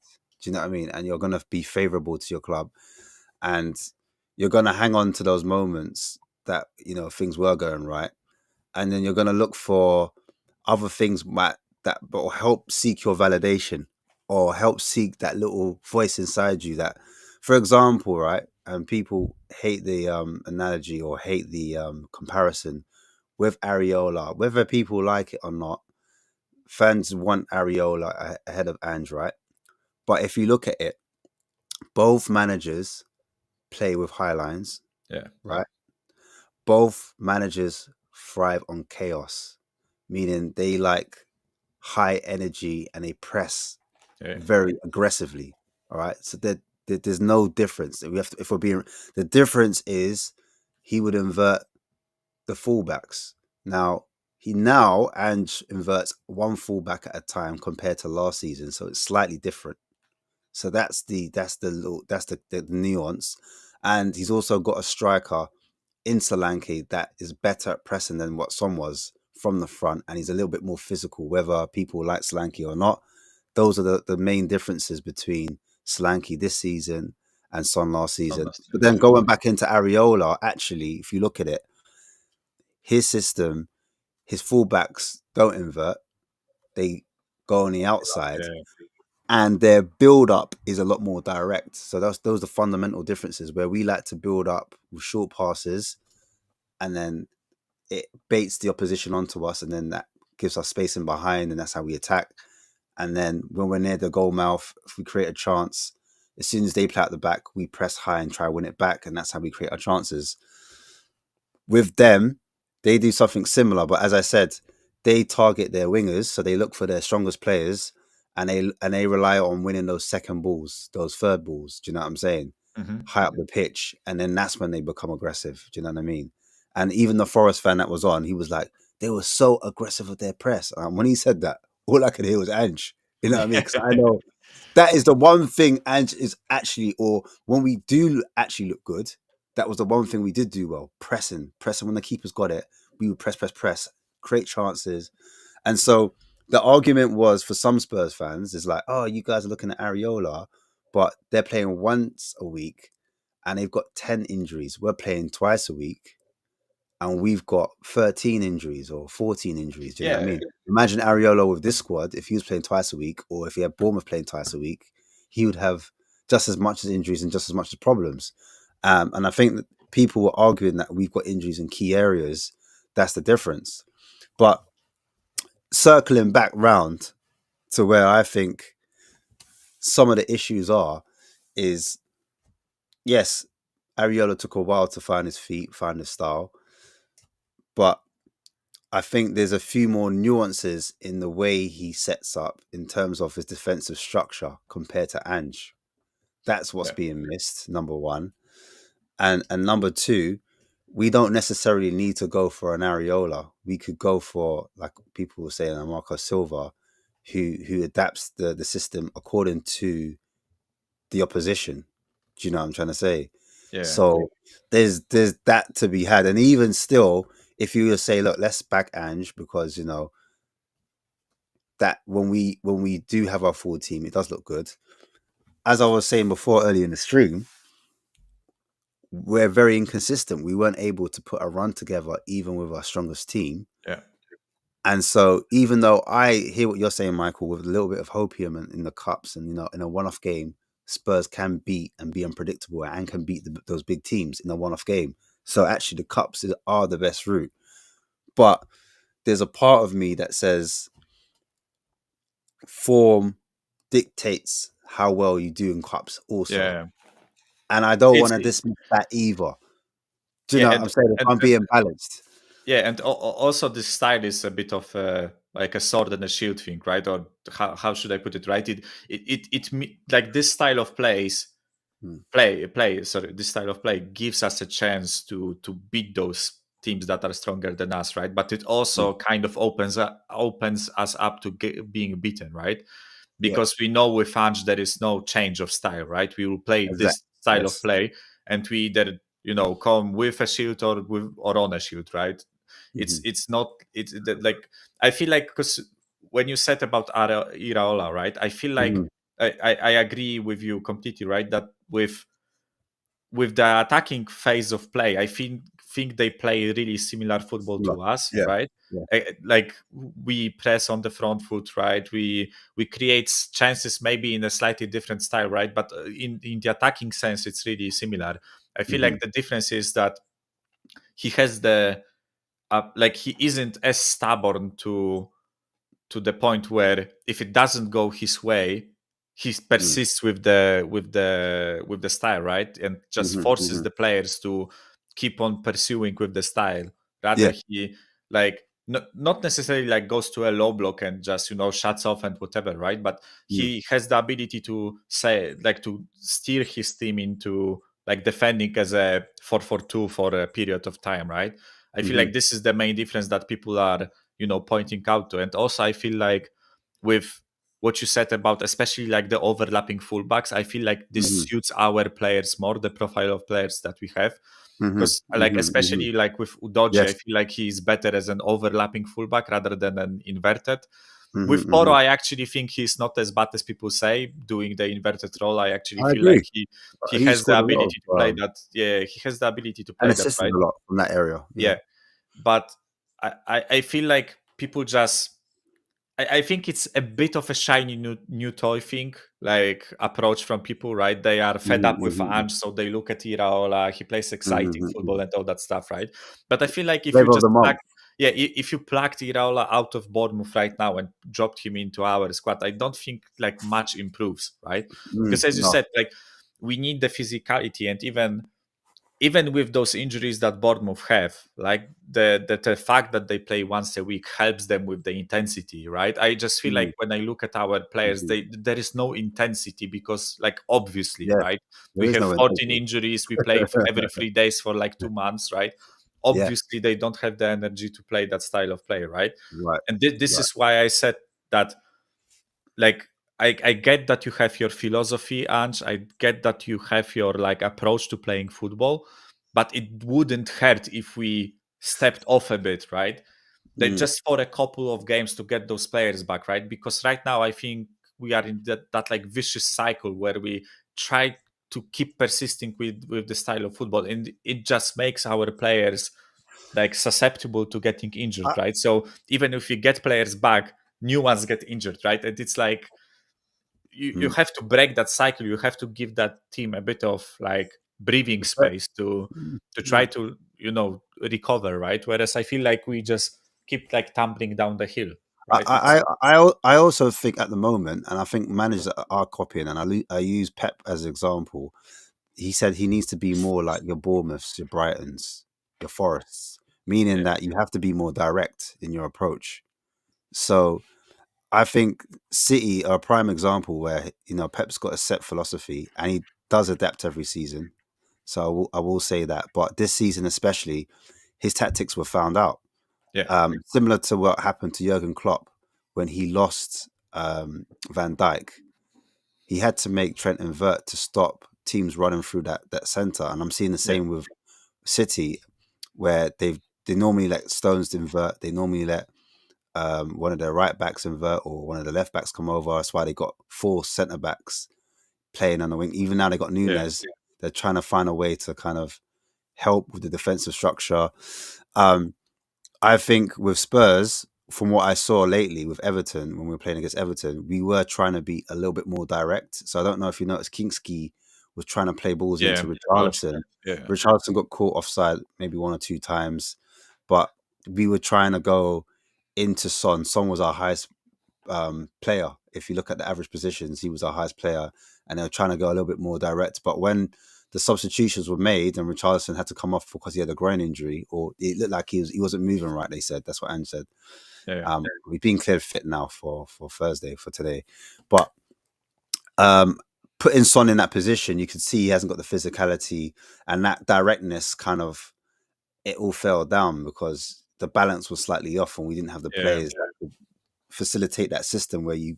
And I think where Bournemouth are different, they use their centre backs to go direct as well as their goalkeepers. And I thought that Dragushin, I thought that would be his play because he's not a person that likes to build the play up. That's not in his repertoire. He likes to go long or he likes to go long. Like we saw against City, he went long and it was effective, and we ended up scoring a goal out of it. So I thought they would be telling him, and I did see Davies do it a couple of times, but I thought that would be more of the play that we tried to go a bit more direct rather than building up, because when we did build up with those short passes, that's when we lost the ball in the midfield, and that's where the goals came from twice. Do you know what I mean? Through Porro and Bentancur on that right hand side. And I feel like ever since that Brighton game, teams identified that as an area where you can attack Spurs' right hand side. Liverpool knew it. They said they're going to target Dragushin, and they effectively attacked that our right hand side. Whether it's Romero and Porro, because remember against Brighton, that's where the 2 goals came from. If you remember, Fabinho came on in the second half. So clearly, teams have seen that's our weaker side, or that's the side that we like to build up at. We tend not to build up. We tend to build up on our left hand side, as opposed to the right. So when it goes to the right, they know to press. That's a pressing trigger for them. I feel like we didn't have a way to kind of circumvent that. We didn't have a way to get around that, if that makes sense. So like, because I feel like this is part of like our countermeasure to us getting like pressed on the right side, because I've noticed it. We play out of the back way more with Archie Gray and whoever is the left back, right? Yes. But yes. it's about like you have to like give you have to use your players in a way that it suits them, right? Because I felt like we identified there is an issue with playing out of the back on the right side, so we focused on the left. But I felt like there were plenty of situations in other matches where teams use that against us, right? I think the main example was Arsenal, where they were just pressing the living shit out of us on that left side. There were plenty of occasions, especially in the first half, where they just pressed us into a corner and we couldn't really, and whenever we tried to switch it to the right side, they used that as like a pressing trigger for the rest of the team to get on top 100%. Of us, right? And they 100%. Had plenty of turnovers, right? So I feel like we should kind of like in that sense adapt, right? This is something that I find mad about Ange, right? Because I actually like enjoy his like offensive style of play. I know like plenty of people. I think loads of fans are at. I think loads of fans like the idea of, like me. I like the idea of it. That's perfect, right? I like the idea, but I feel like real life. Idea is not enough for me, right? Philosophy is not enough. Yeah, I need you to win games, right? And when I watch us get like opened up, right, and I watch us get tactically outmatched by the opposition, right?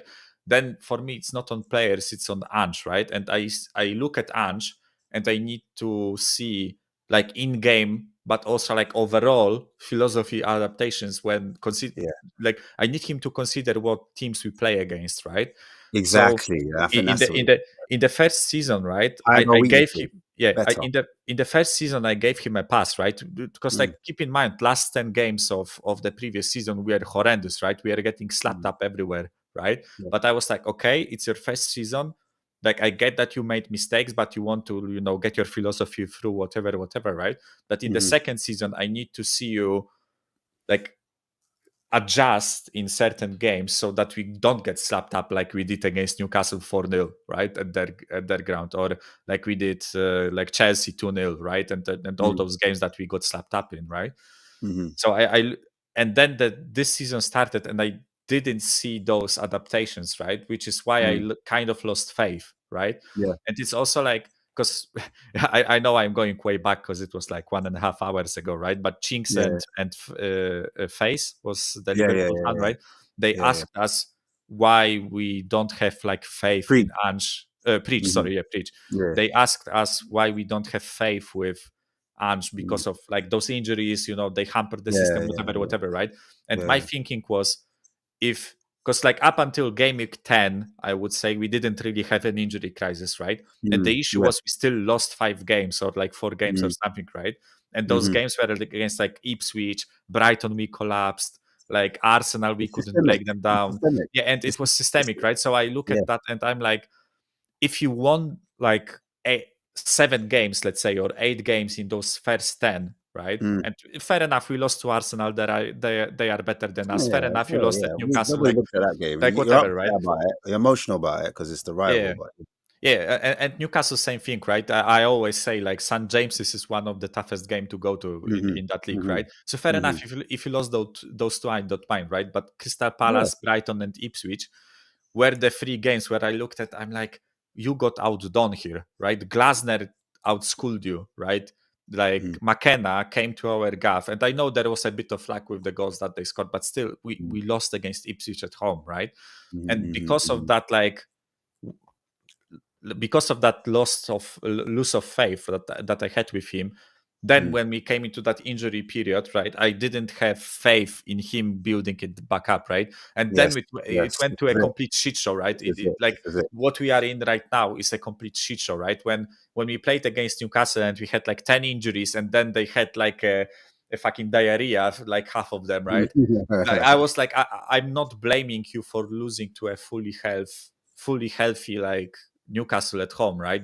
With injuries that we have. I was like, I can give you a pass for that. And there were like plenty of other games where I looked at our squad and I'm like, I don't expect you to win against some of those teams without like your striker, 2 midfielders, 4 out of the backline, right? And no sub bench, right? I don't expect you to win, but I lost faith already, right? And now it's just piling on top of each other, right? And now we are 15th. And I think at this point, like his managerial performance, not only like this season, but also like when you take into consideration like last 50 games, I don't think it gives me faith that he can turn this around and actually bring us like glory, not only like trophies, right, but actually make us competitive, right? I don't think he has the managerial like skill to turn this around and actually make us like a respectable side, right? Or like not respectable is a wrong word, right? Make us like, it's so hard to beat outfit. Yeah, it's a team where we've got some type of consistency about us. We can put a run of games together where we just go exactly right, and we can move up the table, etc. I just want to finish up on this bit, and I agree with everything you said. I call it right. I think even if we were to win trophies, it does cover up a lot of the glaring issues. And so that's where I'm at with it, if I'm being totally honest. I just think short term, not short term, long term, I just don't think moving forward, if we gave him another season, like a third season, I'm not sure if this club will recruit, because I think it's a mixture. At the beginning of the stream, I said Ange and Levy is like alcohol and pills. You know what I'm saying? it's just going to be a recipe for disaster. Do you know what I mean? You're going to end up in A&E. Yeah, And what I mean by that is the chairman is going to give him half of what he needs to thrive, like compared to if he went to a top, one of the big traditional big three or big four teams with the budget, and unless like a Chelsea or a Man City. Do you know what I mean? He could go over there and he can afford these type of mistakes, and he can get it wrong, and they would still spend and back him to the hill. Whereas with yeah, Spurs, we need a different type of coach that's going to help and allow us to build along the way. I don't feel like he's that type of builder, type of project, type of manager. I yeah. feel like he's a kind of win nowish. He's not a win nowish, but he's like, It's like I don't know, like it's getting those type of it's vibes. like he comes in. Oh, sorry, I slapped my micro. Sorry. He like comes in, establishes his philosophy, like stays for 2 or 3 years, tries Yeah, to win shit, and moves yeah, on. Right. that's It's it. it's That's not like it. a project, but it's not like a win now, right? Because win now is That's Conte. somewhere Conte in the comes middle. in. Conte Correct. comes in, and straight from the get go, you get immediate results. You get Yeah. immediate, we fight for every single point, right? Mm-hmm. And I agree with you, and especially like you said, the mismatch of Levy and Ange. I also think it's the mismatch of like the whole philosophy of the club right now and him, right? Because Mm-hmm. I don't think he's a good coach when it comes to like bringing the best out of young players, for example, right? Mm-hmm. Uh, Mm-hmm. Ash, when you look at our recruitment, right? Mm-hmm. Like Bergval, Gray, like our academy kids, right? Vuskovic, the guy that's on loan, right? I had the pleasure of watching him live, right? Because he was Mm-hmm. loaned to a Polish league. I Doing watched him play against my local team, right? good stuff. Like, sorry, what? No, I'm saying he's doing bits. Go on. Yeah, he's a really good, prosperous like center back. I actually think there is a good like quality player in there, right? I just don't think Ange is the guy to get like to like nurture him into that player, right? That top level. That's why I agree with you. He's not necessarily a project manager, because like project managers, they take like a team that's like established players, but also they add youth and they like make a cohesive unit out of it and try to like push them onwards, right? Whereas I feel like with Ange, it's like I think Ange with like City or like Chelsea approach, right? I think he could actually slap up this league, right? I'm not saying that he would like of course there are like defensive issues with his system and all that stuff, right? But I feel like if he got like the players that he wants for the system, if instead of Alan Johnson he got a winger that he wanted, right, and instead of like a winger specific to his style of play, which is also like a criticism to our recruitment team, right, because they should know what type of winger he needs, right, and we should like Brennan Johnson is a two up front kind of player in my opinion, not a touchline. He's not like as you said, Andrew's not going to be the one that develops Brendan Yeah, Johnson. I still think he needs developing as a player. I feel like yeah, I he agree. needs a manager that allows him to thrive in a system where I don't think Ange is a systems kind of manager. He does have principles and he does have a way of playing where you have a set way of build up, and he's got principles where like he wants his players to stick by and abide by.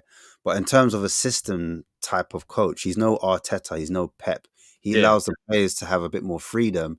And as we were saying earlier, some players need more a system. They need more coaching. Like, for example, Basuma was thriving at Brighton because he was in the system. yeah. And when you give a player like Basuma freedom and you don't give him tactical instruction and you got to tell him where to be and what to do, you're going to see the type of Basuma that we're seeing right now. And, Oh, but also Ash, right? Because you said that he's not like a system player, but I have like when I watch us play, I have a feeling that he has certain ideas for certain positions and he yeah, sticks by those, right? Because like for me, the maddest thing is right. You have Son, like the Son is the biggest example for me, right? Son is an inside forward, right? He's not a touchline winger. And yes, we have Udogi, who is more of an overlapping fullback rather than an inverted one, right? So right. why are we playing Son on the touchline and we play Udogi inverted, we should do Mm. this, right? We should Mhm. play Udogi as overlapping and Son as inverted. And Mhm. I actually feel like Quite Son has simple, been playing. really. Yeah, Son has been Quite playing simple. more inverted recently, right? Yeah, But he has. He has been it's playing like over. simple Yeah. changes. Like with Madison, I think Madison is your typical like shadow striker number 10. I think the Yes. closer you get him to the box, the better he is, right? And we Mhm, try to mhm. use him as like a build-up play, kind of thing. Yeah. And You I try just to feel make like him as a Metzala like type of player. Like, and I feel like he has like certain ideas about players, and he doesn't Regista, really. Regista. Regista. I think it's a better. Yeah. Like, I Yeah. think he has certain ideas about positions, and he just Mm. doesn't like adapt slightly, right? He just Mm. doesn't tweak it slightly. And I feel like honestly, when I watch our team, I don't think there is much you have to do There's with not much. those I think players you hit the nail on the head. to I fix think it, right? what Spurs are really missing, and this would force Madison into the false striker or the 10 role or attacking midfielder role that I think Cliver plays better in. I personally think with Spurs, we were missing a tempo setter, someone that can take the ball off the centre back or the Yeah. fullback and turn the defense into attack. Yeah. That's the missing piece, as well as a player next to that player who's a bit more physical and gives Spurs physicality, because we do have a soft underbelly at times. Yeah, so That's where like Wanyama and Dembele did for us under Poch, right? exactly. Dembele was the Dembele guy was- that transitioned us to attack, and Wanyama Exactly. was the physical guy that Right. kept sweeping up and all that stuff, right? Exactly. And there's two ways you can do that. You can do it like the Dembele way, where he breaks the lines through dribbling and ball carrying, which is the modern way, which most teams want to use. Like Bournemouth really have players that take the bait, or Brighton with Belieber to got players that carry the ball. Or you can have players that play balls from deep, can dictate from deep, from passing. They know when to do short passing, then they know when to do long passing. They know when to do switches to over the top. And they can mix up the game and makes it harder for teams to press us or know how to play against us, because they've got players that move around in those particular positions. But that comes down to recruitment. And as you said before, comes down to Ange knowing how to play and get the best out of the squad and improve players. But boy, I've got to go. I've got to wake up tomorrow. It's late. It's late as fuck, man. I big up the chat. Do you know what I'm saying? Each and every time I read out a few chats, man. Michael, big up yourself. Scott M, big up as always, man. I need to get Scott M on ASAP, bro. When you're ready, just shout at me, Scott M. Being serious, just jump on whenever. Terrible organization. Yeah, Angel Gomez is that player. I watched him tonight. He's not physical. I know he's small. He's really short, but in terms of like short passing, long passing, energy, he can do it. He just needs a physicality person next to him. He needs he needs the other Gomez. The Gomez from Wolves. Yeah. He needs that guy next to him. Do you know what I mean? Or just a dog's body, because him by himself, he has his weaknesses because of his height, as I said before. But anyway, we move, man. Big up everyone in the chat. I haven't bigged up everyone, but yeah, thanks for coming on, Michael or Miguel. I always forget how to say your name. Yeah, it's Michał. But Michał, just call me Michael. Like Chinese ni hao, right? Kind of similar. You know it. So much better than kung fu movies, boy. But yeah, man, love and peace, man. Big up, guys. Big up. Cool.